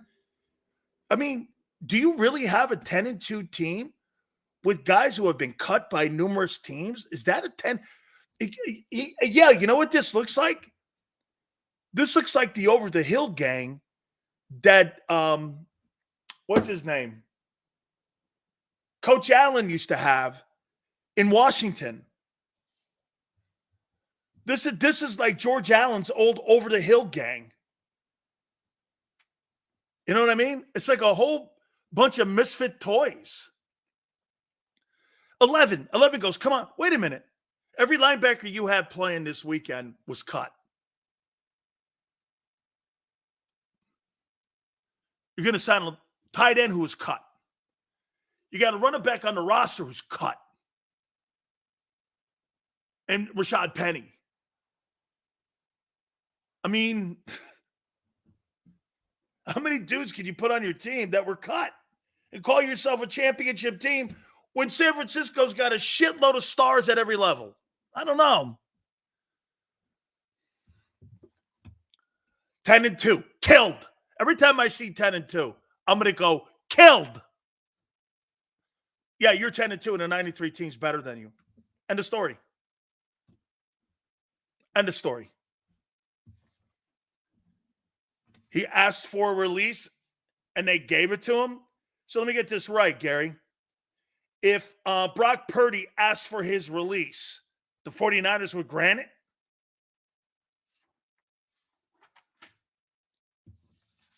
If Jalen Hurts asked for his release, you think the Eagles would give it to him? Yeah. Hey, you want to get cut? Okay. They paid Zach Ertz to go away.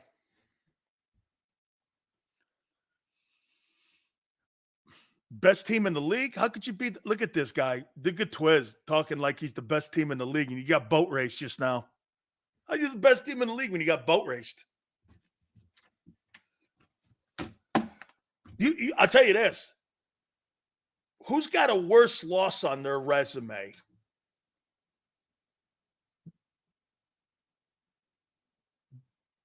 Who's got a worse loss on their resume?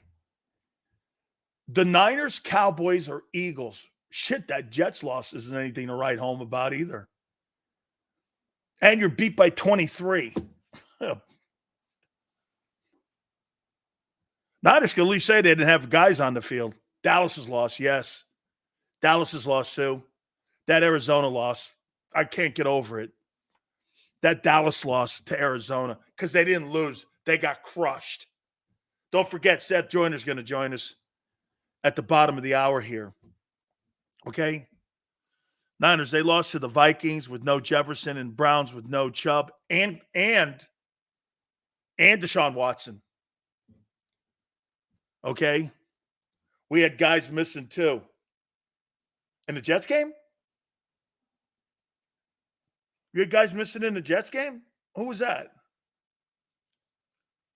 Who was that? Best team on a Wednesday after getting killed. We're the best. Yeah, it's freaking funny, man. Yeah, we're the best. We're the best team. You just got killed. I know, but we're the best. Oh. Like being in a heavyweight championship fight, you get the shit kicked out of you. I'm still champ. No, you're not. You surrendered the belt. You had to hand the belt to the Niners on Sunday. Didn't you? Didn't you hand it over? Here's the belt. Temple's finest, PJ Walker. Yeah, that is funny. Temple? Hey, I'd rather have you talk to me about Lehigh. Yeah. Hey, what's a better college program? Nova, Lehigh, or Temple? I don't know. Shit, that the high school Xander went to.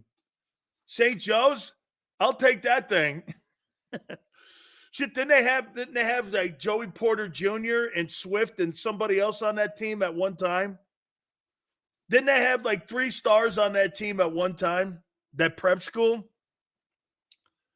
right? Like Lehigh is a phenomenal wrestling program. Phenomenal. Matt, that is a very good poll. That is a spectacular wrestling program. That is a fact. Tremendous wrestling. Okay. Oh, man. Carlos missed half the show. Hey, by the way, I want to make sure we tell you guys, don't forget to join us Saturday. King of Prussia, man. We got Barrett Brooks. He's confirmed to come. I'm going to see if I can get Seth to come. You know, Seth's really busy. I know. I don't know if he'll be, because he's going to be over at Oceans on Sunday anyway. Maybe I can get his ass up to King of Prussia to come over to the Hooters, too, from 3:30 to 5:30. I got JAKIB, Angelo Cataldi, and Barrett Brooks as of right now. Should I get more, Xander? Oh, we're giving Eagle tickets away, I think, for the Christmas Day game. Okay? Okay? Played 3 games in 13 days. Niners had 10 days off. How come when I brought that up, you guys said that that wouldn't be a factor? You'd blow them out. Now, all of a sudden, that's the go-to? It's true, though. Carlos, how you doing, my friend? Pennsylvania's wrestling is spectacular. Spectacular. Pitt's good. Penn State's great. I think Sanderson's there, isn't he? Hey, 11-17. Isn't Sanderson the head coach of Penn State wrestling? They're a dominant force now. Put Ruben Frank on here, Sills. I don't know if a guy like that would like somebody like me. Sills, are you grabbing a few cheesesteaks? Yeah, probably, for sure. I'll have my my driver drop by and pick up a cheesesteak. I'll tell my driver, hey, can we, cheesesteak, please? My driver's Xander, so I'll be like, excuse me, driver? I got to shut up here, man. Seriously, I'll be in a rickshaw in a minute. Hey, I'm going to be in a rickshaw, okay, in 2 minutes here. Big Sills is going to be in the back of a rickshaw going to the airport.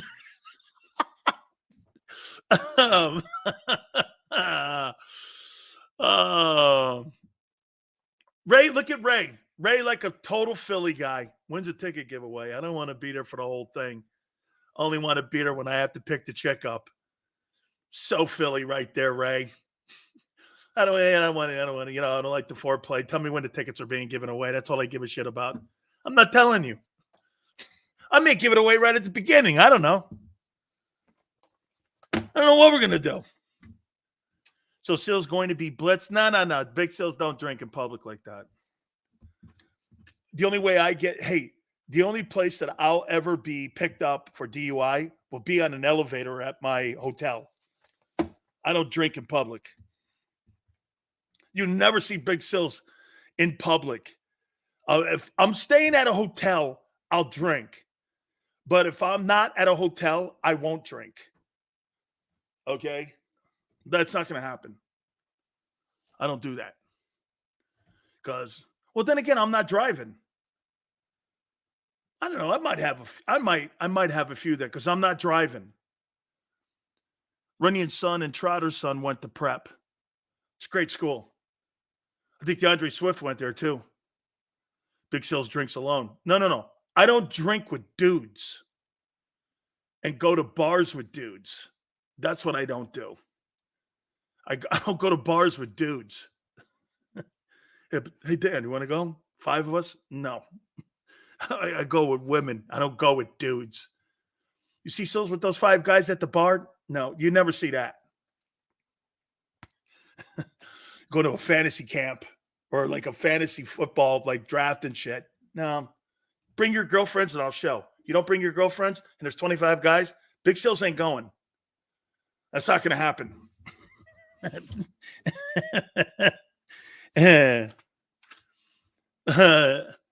Dude, what's with Brute? They don't make that shit anymore. What do you keep bringing that shit up, Brute? I don't wear that crap. Do I look like I wear any kind of like that stuff? Holy cow. Seriously, what do you think of Mark Farzetta?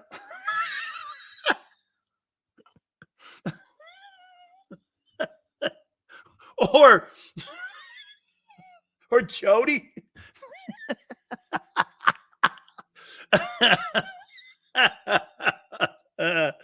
Oh, man. We're going to talk to our friend Seth Joiner. I'll tell you something about here. Let's roll into this. Dallas Eagles, Sills, you haven't answered the question yet. Are you taking Dallas? Aquavelva. Wow. Vitalis, right? Vitalis. My grandpa used to use the Vitalis. I just don't trust them. My high school played against Prep my junior year against Swift and Zacchaeus. They killed us. I heard it's like one of the top high schools. Then Penn Hills and Pittsburgh. There's a bunch of great high school football. It's funny. High school football in Philadelphia is better than the college football. Most of the kids that play high school football in Philly, Penn State, Pitt, BC, Notre Dame, West Virginia, SEC kids, they don't stay local because the programs aren't good enough. That's a shame. Nova back in the day used to be great. Howie Long is from Boston. He's a Southie guy, and he ended up at Nova. Brian Westbrook's a Nova kid. But most of the great players in that region, Pennsylvania, New Jersey, Cherry Hill, Pennsauken, that whole area there, trust me, I know, okay? Because I helped Mario recruit, and I helped the University of Miami recruit. That whole area, Pennsauken, Cherry Hill, North Philly, South Philly, Western Pennsylvania, PA with Pittsburgh and Penn Hills, the places are gold mines for high school football talent. Just massive. Ohio State does a lot of recruiting in that region. I mean, Ironhead, I think Ironhead is a Passaic, New Jersey guy. I think he was a Passaic kid, if I'm not mistaken. I think he was a New Jersey kid. Ironhead Hayward. I think he was a New Jersey guy. And he ended up going to Pitt.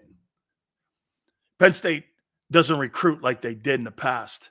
I think James Franklin's a bum against big-time opponents. He beats the shit out of them bum teams in the Big Ten. But what is he versus Ohio State and Michigan? He sucks. When's the last time he's won a giant game like that? I mean, when you look at James Franklin, guy makes $10 million a year. For what? Putting you into Peach Bowl? Congratulations. James Franklin's not a good coach because he's not a great recruiter. That's not Joe Paterno's Penn State. Joe Paterno's Penn State, those old linemen and D linemen were fabulous. Linebackers were off the charts. You don't see that shit there anymore.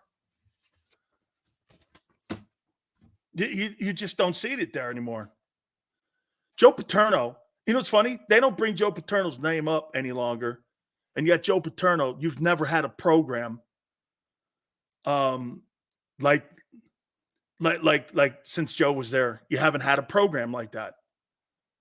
I think Bill O'Brien did a nice job of putting it back on its rails.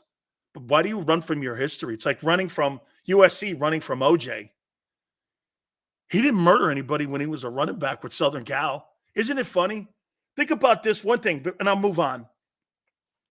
They don't have Reggie Bush's jersey hanging at the Hall of Fame at USC. They don't put his jersey out at the Coliseum when they play there. Right? But they got OJ's who allegedly whacked two people and took all of his records, though, out of the book for all-time leading rushers out of their media guide. But yet they still celebrate his Heisman and number 32. But they don't have Reggie because he took a couple $100,000. Talk about bullshit. Yeah. Right? Okay. Keon, I'm not talking about that shit. I'm talking about Joe Paterno, the football coach. You want to moralize? Have at it. I'm sure there's shows out there like doing that. I don't do that. I'm not. That's not for me. Okay. Everybody else got penalized, but Joe. No, nobody else got penalized, but Joe. Okay. Do what impression? Oh, Lou Holtz? No, I'm not doing that thing. So Deebo Samuel made the offensive player of the week. Okay. Against you. To add even more to the fire. Okay? Even more to the fire.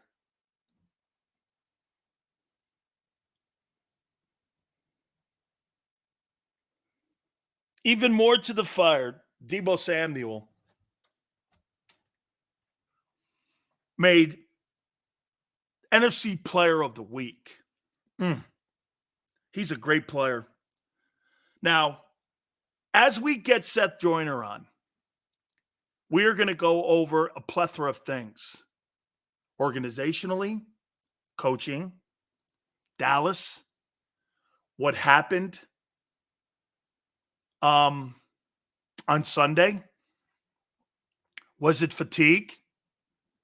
Is Jalen Hurts playing top 3 football in the league? Is that defense anyway going to somehow stop the bleeding?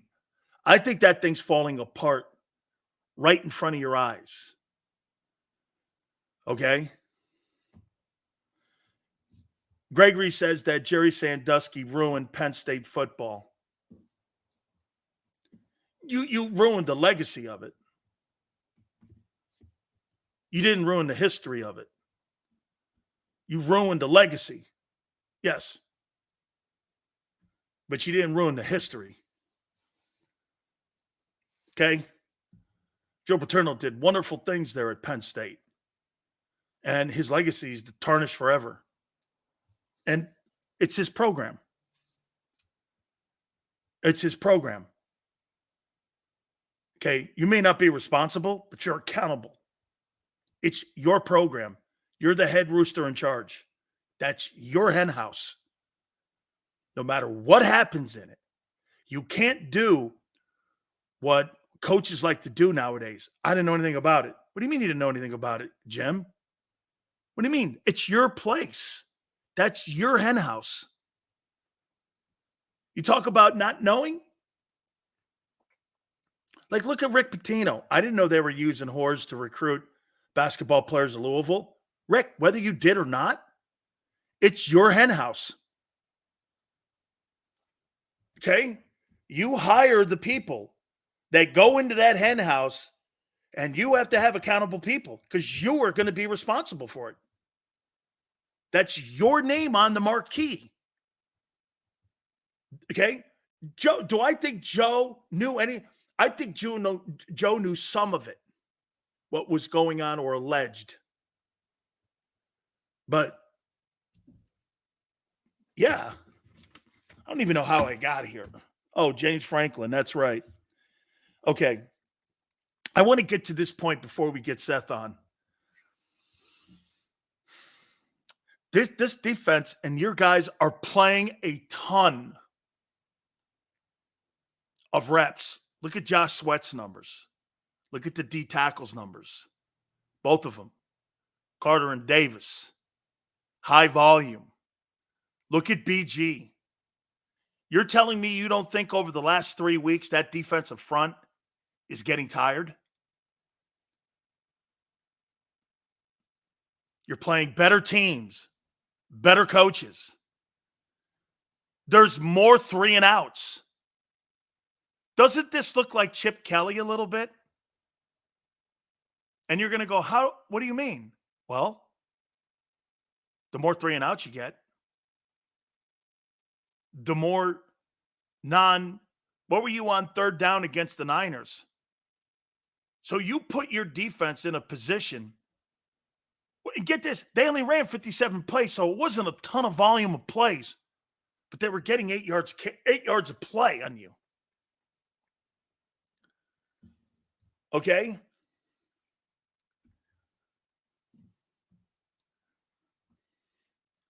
So I'm starting to blame the offense for the defense being worn down.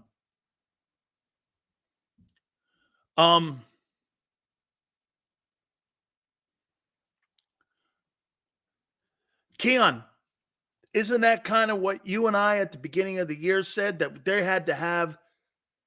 Remember last here, you know what? And it's a really great point. How many 10-play drives do you guys remember last year's team going on per game? 4? 5? And didn't it seem like it just took the majority of the game out of the opposing team? And the defense's numbers were so good because they really didn't play high volume. Didn't you guys feel like last year they had a ton of 10-play drives, constantly third and short? This year it looks like third and long and very few 10-play drives. I mean, they're not like the first half, there'd be a 10-play drive coming out of halftime.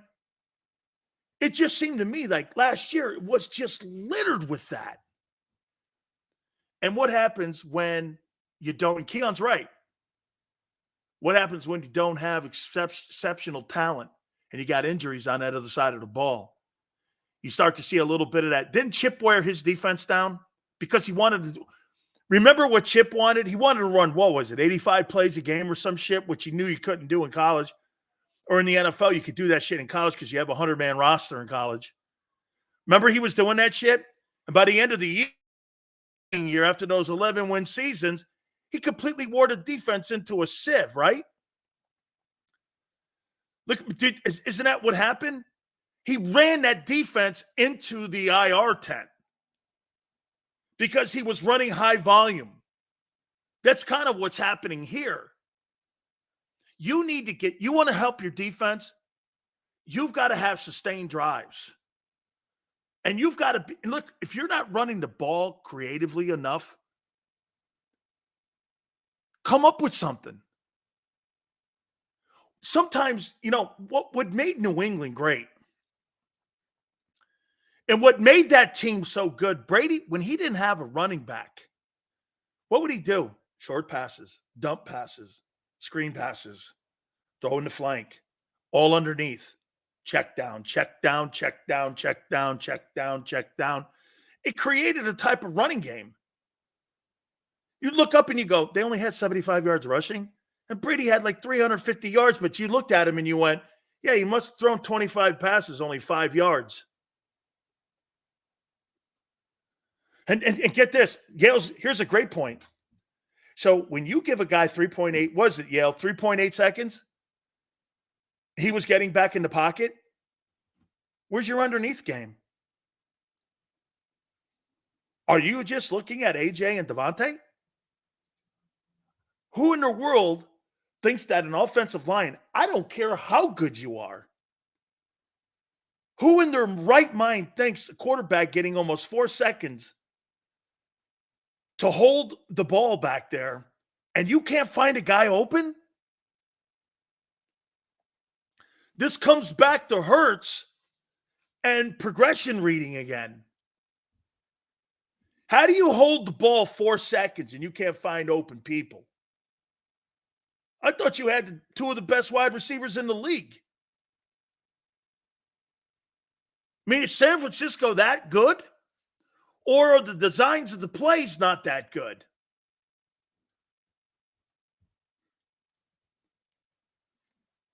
I mean, those guys, when I watch San Francisco, and by the way, here's the difference that you're going to face Sunday. Do I think Michael Gallup and Brandon Cooks and CeeDee Lamb are going to do what Brandon Ayuk and Deebo Samuel did to you on Sunday? Maybe. That kid Ferguson's not bad. Okay? That kid Ferguson. I thought he was good in that first Dallas Philly game. They're not at the same level of those guys, but they're gonna copycat that. Because personally, I think San Francisco showed a lot of teams along with Kansas City on how you attack. Remember what I told you in that Buffalo game? And it was something that everybody on the planet saw. And if you didn't see it, you didn't understand it. How many times did Josh Allen try to bring those linebackers across and he would use motion?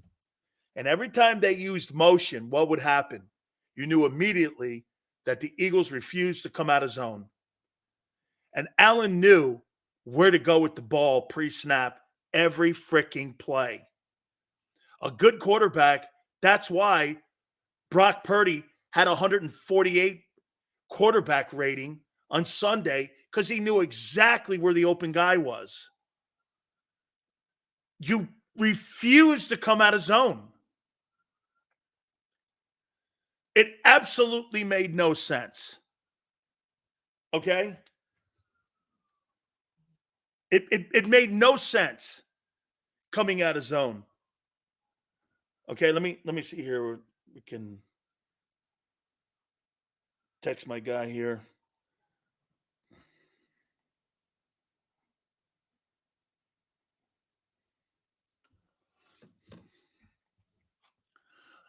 Made no sense.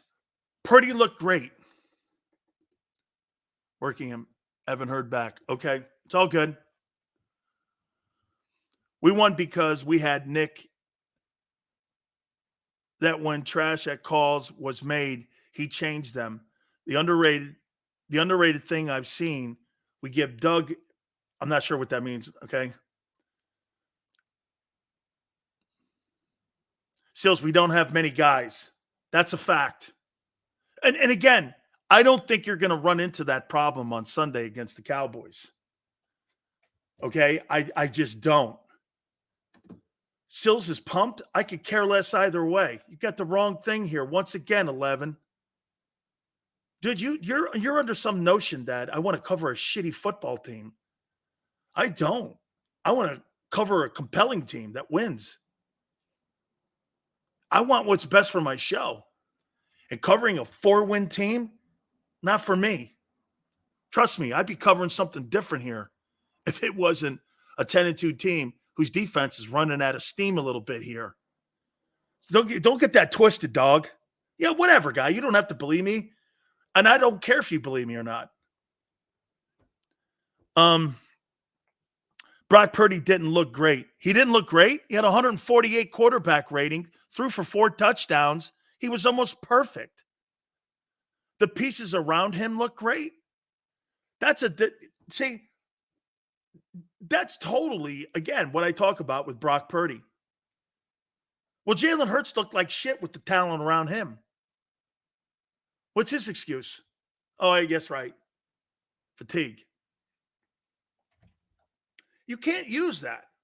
Jalen's got talent. He's got just as much talent around him. May have a better old line around him. How come you apply that metric there, but you don't apply that metric when a guy is having an MVP season? They got better coaches. They sure do. They sure do. They got better coaches. Purdy made the correct reads damn quick, too. I got to keep it 100%. Matt, he knew where to go with the ball because it was predictable on defense because they play zone, and that's it. The Dallas game means a lot more to the Cowboys than to the Birds. No, you have to have this win because now you're fighting for home field and rest. You have never been to a Super Bowl in your organization's history that you didn't host home field advantage. Think about that, how important it is to your franchise. You've never come out of a wild card and you've never gone to a Super Bowl. You never have. RTF goes, you can't lose 2 straight. You can lose 2 straight. You just can't lose to the Cowboys because they're a division team. And by the way, like I said, man, if that Cowboy team, if they win that game on Sunday, they are going to, without a doubt, they're going to, without a doubt, flex every game. Screen passes to Debo killed us. I thought the tight end and that whole situation killed us as well. Pretty executed well. Big Sales, it's simple. The Eagles' defense is and will always be Swiss cheese. It's because the way it was constructed. Jalen does have checkdowns available often, but doesn't go to them. I don't blame him, though. It's clearly frustrating with this scheme. Yeah, because the RPOs, I don't know why they've taken. Hey, the $50 million can't be the reason that they took the RPOs out of the game here. It can't be. Main priority is Dallas needs it more than us. They do. Debo killed us until Slay was like, now I'm taking. I wouldn't say that that's what happened. Slay, again, we're working on him. We're working on him. Hopefully, again, he's very busy too. So hopefully we're able to get our friend Seth Joiner on here. If not, we'll get him on tomorrow. So we're working on him. You have to blame him. Jalen gets a little greedy sometimes.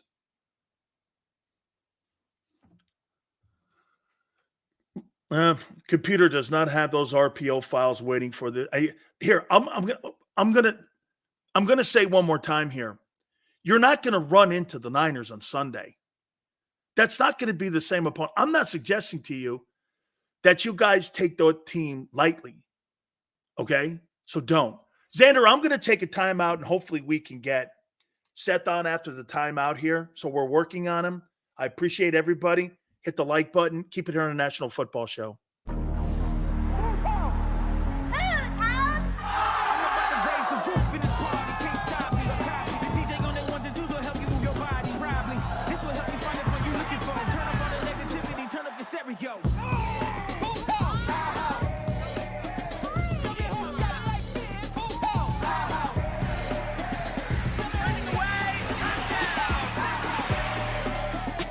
Football and Hooters, the perfect pair.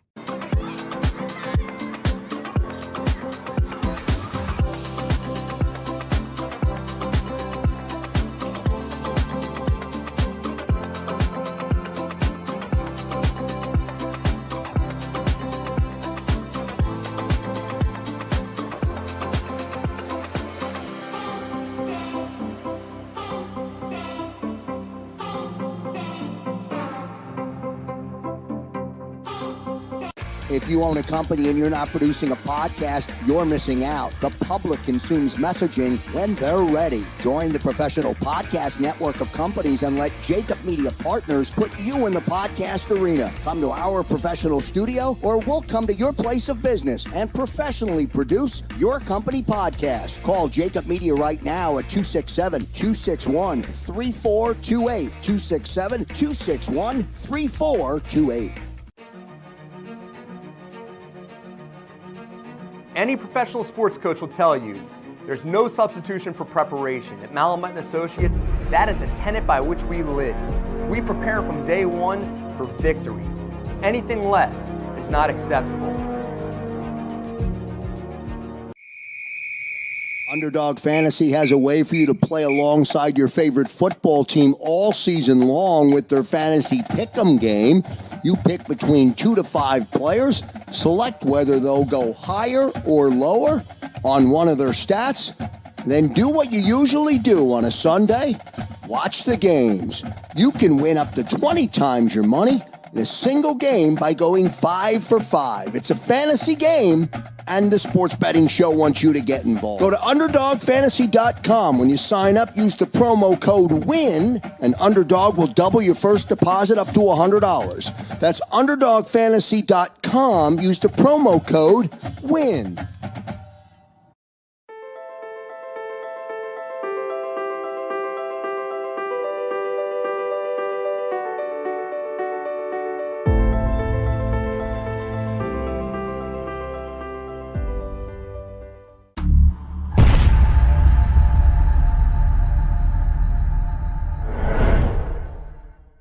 EAGLES.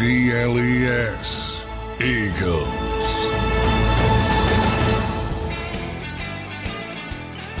Big Sil's here, and we're so kind. Seth is in such high demand during this time of the year, and we appreciate any minutes that we can get with him. And we had a great conversation last night. And Seth, I want to get right to it here. And I threw this out at you last night, and I threw it out today to people. To me, I think the number one fundamental issue that they have when it comes to Jalen Hurts this season is the lack of RPOs. Wouldn't you agree last year? When you watched that 49er defense in the NFC title game, they were slow, Seth. With the linebacking play at least was because he nullified him and he froze him. This year, when you don't have the RPO or the volume of RPOs that you had last year, those guys are running around like demons, man. And it sped that defense up. It just, to me, they took one of the most important parts of that offense out a year ago. And I think this has something to do with the analytical guys in the coaching staff. And this is a decision that they made in the front office. Do you agree?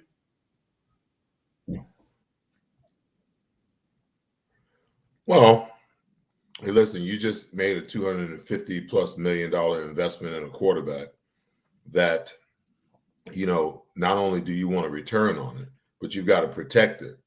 Now I'm not saying that I agree, with what they've done, but I think it's a confluence of things. I believe that not only does that come into focus, and they've tried to and wanted to make him a better pocket passer, but I also think the knee injury that he sustained early in the year really made a difference in how they begin to, call plays.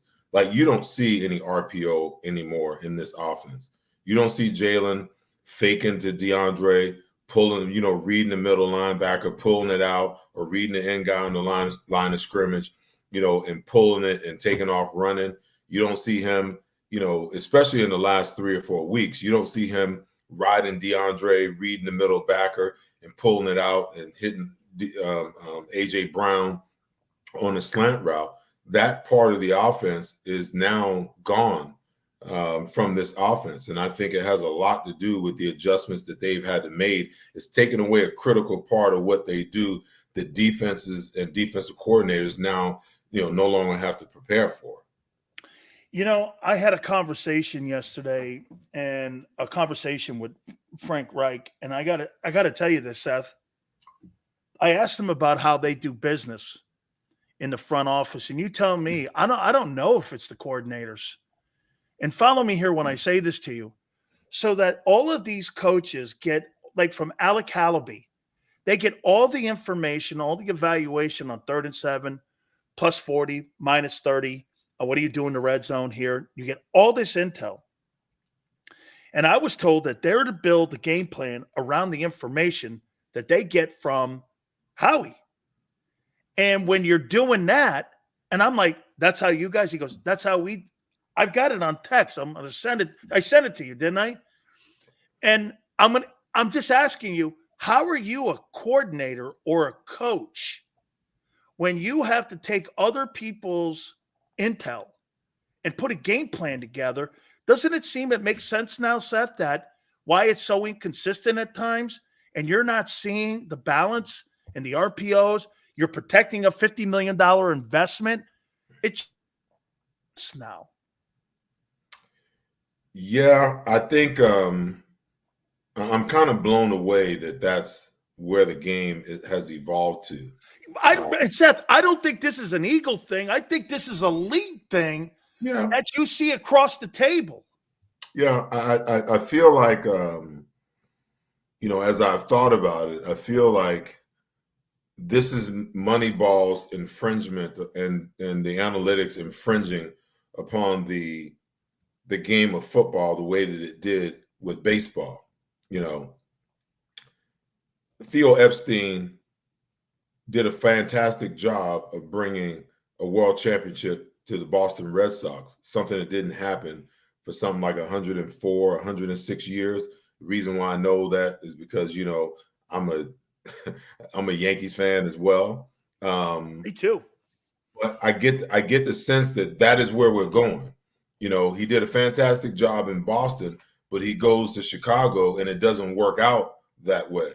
I have friends of mine who were professional baseball players for 15 to 20 plus years that went into coaching that then turned around and got out of coaching because of how the analytics were taking over the game. And it was never one of those things where they could take the analytics and use it. And don't get me wrong, I'm not one of those people that wants to poo-poo analytics. I think analytics is a fantastic tool when it's used the proper way. Like when I played, every week they gave you the computer printout. Okay. Now they didn't tell you how to read the damn thing, Dan, but they gave you. But there's the coaches that were there to tell you and explain it to you. Yeah. But as a player, I created my own analytics. Like when I sat down and I broke down 4 games every single week. And then on Wednesday, when I went over, interesting, all the runs formationally, and then Thursday, all the passes formationally, and then, break down, red zone and red zone passing and, goal line, short yards. We would go through I would go through all of that. And as I'm watching film, I would write notes. So I was creating, and I didn't know what I was doing, but I was doing it because that's the system that I created for myself, of preparation in order for me to, get an upper hand as to how a team is going to try to attack us, And the thing is, because I created my own analytics, it was up here. So in the game, I could access that information as I needed it. If I had to read it off of a piece of paper or something that somebody else created, it didn't do me a world of good because I couldn't retain it. Anything that I could learn and retain, then I could pull it up as needed. Now, there's a place for analytics in football. I've always felt like, the analytics should aid the coaches and aid the players in doing what they need to get done on the field. But if you're telling me that the analytics is driving the game plan, that the analytics department is telling the coaches, these are the plays that you should run. These are the plays that should be the players that should be active on game day. If that's driving it, then how in the hell, what do you need coaches for? The analytics people ought to just go ahead and create their own offense and their own defense and let them call the plays and let them, deal with the players. But that's why they have the same systems, Seth. That's why they run every week. You and I hear you on Sundays and me on Mondays. I hear this. Why are they 10 yards off the ball? Why are they 10 yards off the ball? Why are they 10 yards off the ball? That's a philosophical mentality that comes, not any coach in his right mind would go, we need press cover corners. Okay. But because they want to have plug and play guys, because it's easier in free agency. I mean, look at the guys they have on this defense right now, Seth. Every linebacker was cut. That's going to play Sunday. I mean, how do you win a Super Bowl and a championship when you got 3 linebackers that are going to be active Sunday that you cut? Well, I mean, listen, they've devalued the position. There's no doubt about it. I tweeted about it in game. The minute that Nicholas Morrow missed that tackle on Debo and Debo cut it upfield and went 48 yards, I put a tweet out, to Howie. And I'm like, if you ever thought that there was a need for linebackers in this defense, you just saw it. You just saw it. We just watched it in the most important game of the year.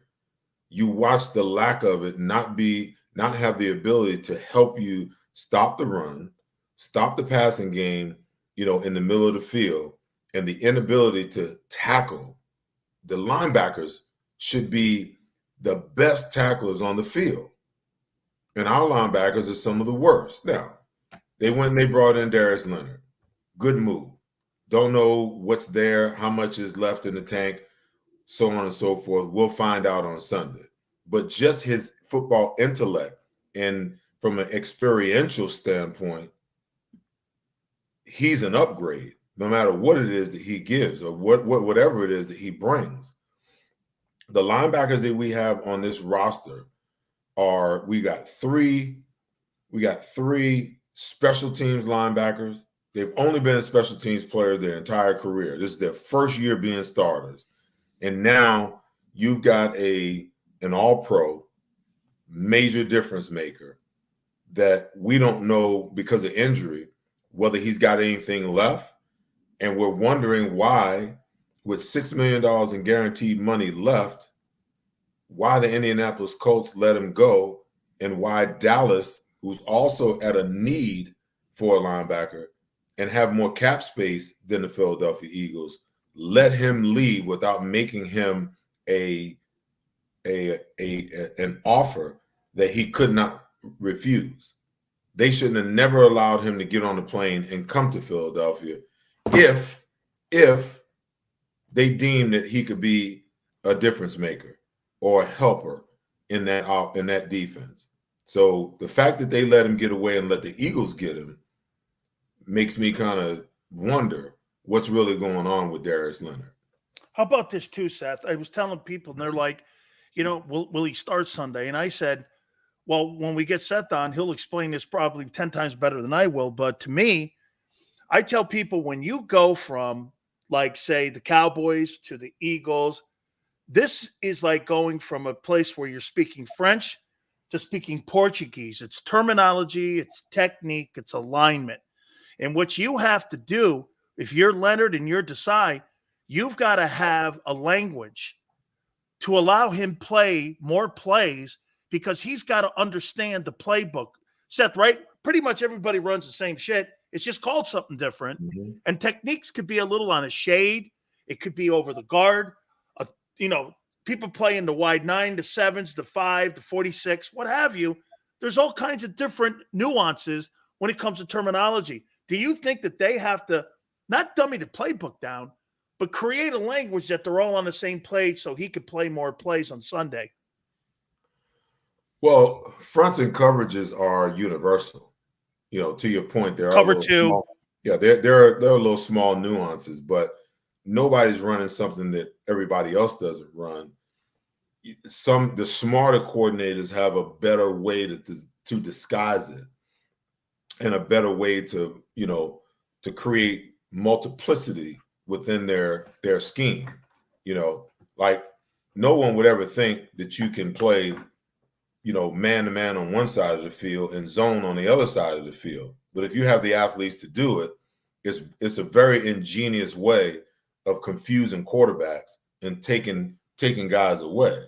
For Shaq, the question is going to be, is the terminology the same terminology that he's used to? Or is he coming in here having to learn new terminology?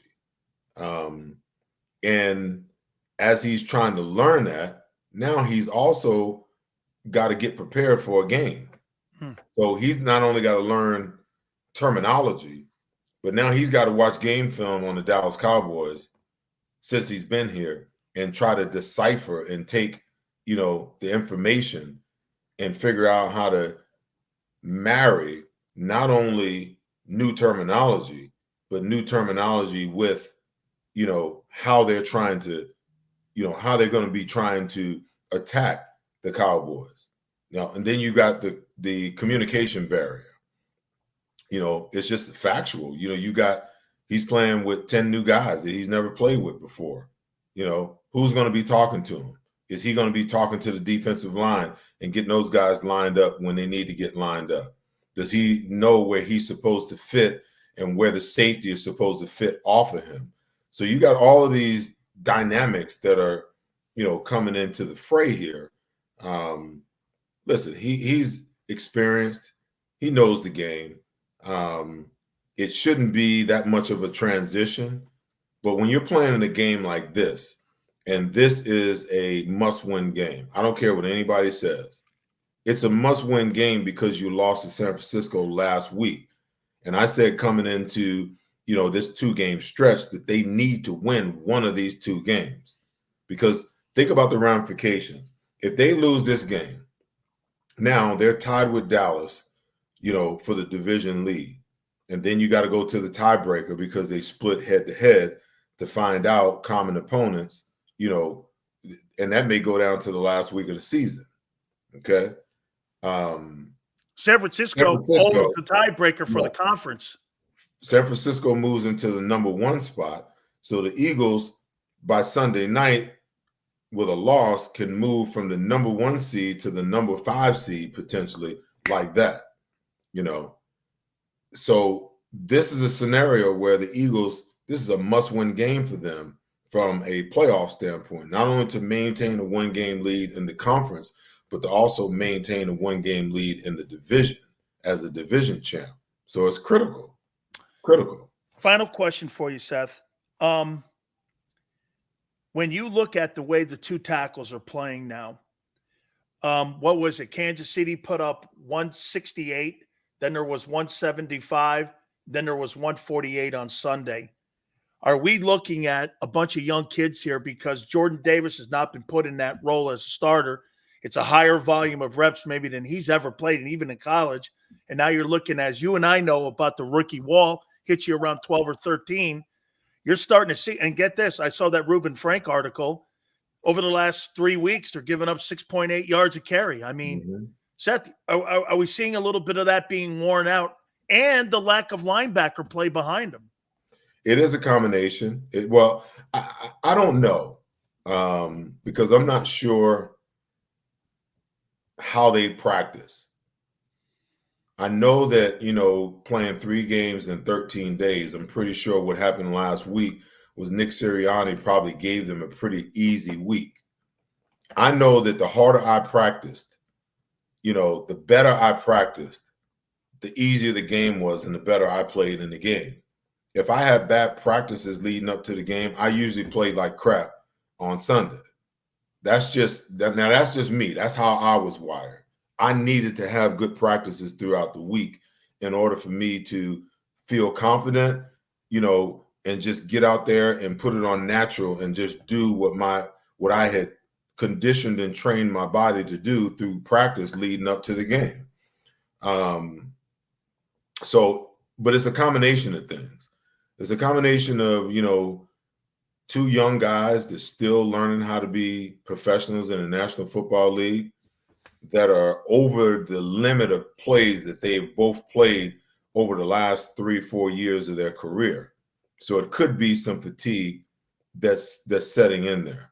The other thing is the Eagles can't stop the run out of their 4-man front.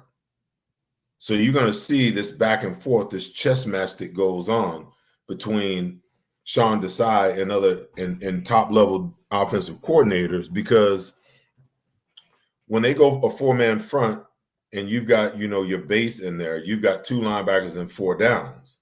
Well, all they're going to do is they're going to run the ball in that situation. They're going to double both tackles. And if your linebackers don't come downhill and pull those double teams off right now, by the time they react to wherever the ball is going, what you're going to wind up having is those defensive tackles are in the linebackers' laps while they're standing looking in the backfield to figure out where the ball is, instead of seeing the double team right now and coming downhill and pulling the double team off so that the tackle can maintain his gap and then you can get to your gap with your outside arm free. They're getting the tackles are being pushed off the ball. So then what do they have to do? They have to go to the 5-man front. And when they go to the 5-man front, that's normally their remedy to slowing down or stopping the run. But 2 things happen against San Francisco. You had the back and forth every time they go to the 5-man front. That means that you're one guy light on the back end. So now Kyle Shanahan is like, okay, if you're going to go 5, we're just going to throw the ball against your 5-man front because you're one guy light on the back end. Then they tried their luck at running the football against the 5-man front and began to have success with that. Now the defensive coordinator's hands are tied and the players are confused as hell because they know that normally they can stop the run in the 5-man front, but they can't because you got both of the tackles in the 5-man. It looked to me like they were in a tight 3, which meant that now they were running the ball off the outside shoulder of the guard on the inside shoulder of the tackle. And the linebackers weren't reading properly. Or if you had a safety in the box, they weren't reading properly. And when you're in a 5-man, it's a one whole gap for the middle linebacker, okay? Because most of the time you're going to get the nose shaded one way or the other, and you're going to get both guys, in a 3 technique. So the A and the B gaps are taken care of. Wherever the nose is shaded to, the middle linebacker that's left, he's got that gap, and he's flow either way. There's nobody to block him unless they're pulling people and they block down with the tackle. Or they're trying to get on the edge and they go 12 personnel with 2 tight ends in the game and they block down and they seal him inside. But they were just running plays off the edges.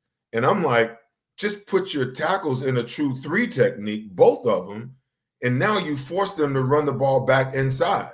But they were getting on the edges as the game went on. Absolutely. Seth, I have a billion more questions, and I so value your time, and I thank you so much for coming aboard.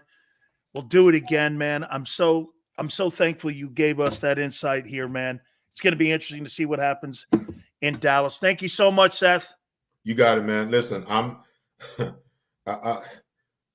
a little bit worried and I'm a little bit scared, with this information, that the analytics guys are. Hey, did I text that to you? I don't know. I'm going to text it to you. I'm a little scared because if those guys are the ones that are putting together the game plan for all intents and purposes, that's a problem. Because how can you find any continuity as a OC or a head coach who's more offensive oriented as to what you want to do when you're being directed by, the analytics department on what to do? The analytics should be a resource to the coaches to put together the game plan.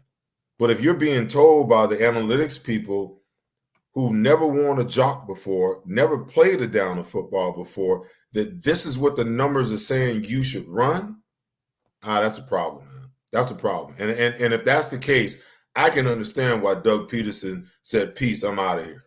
I can understand why. Seth, I'm going to leave it there. Hey, I'm going to leave it there. Listen, I love you, man. Thank you so much for doing this.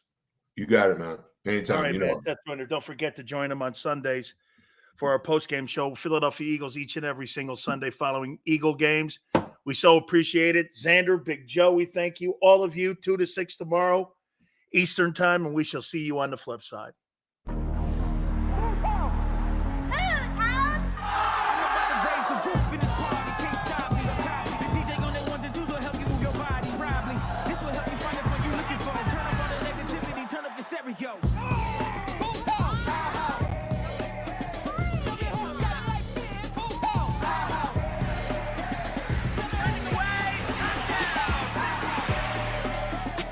Football and Hooters, the perfect pair.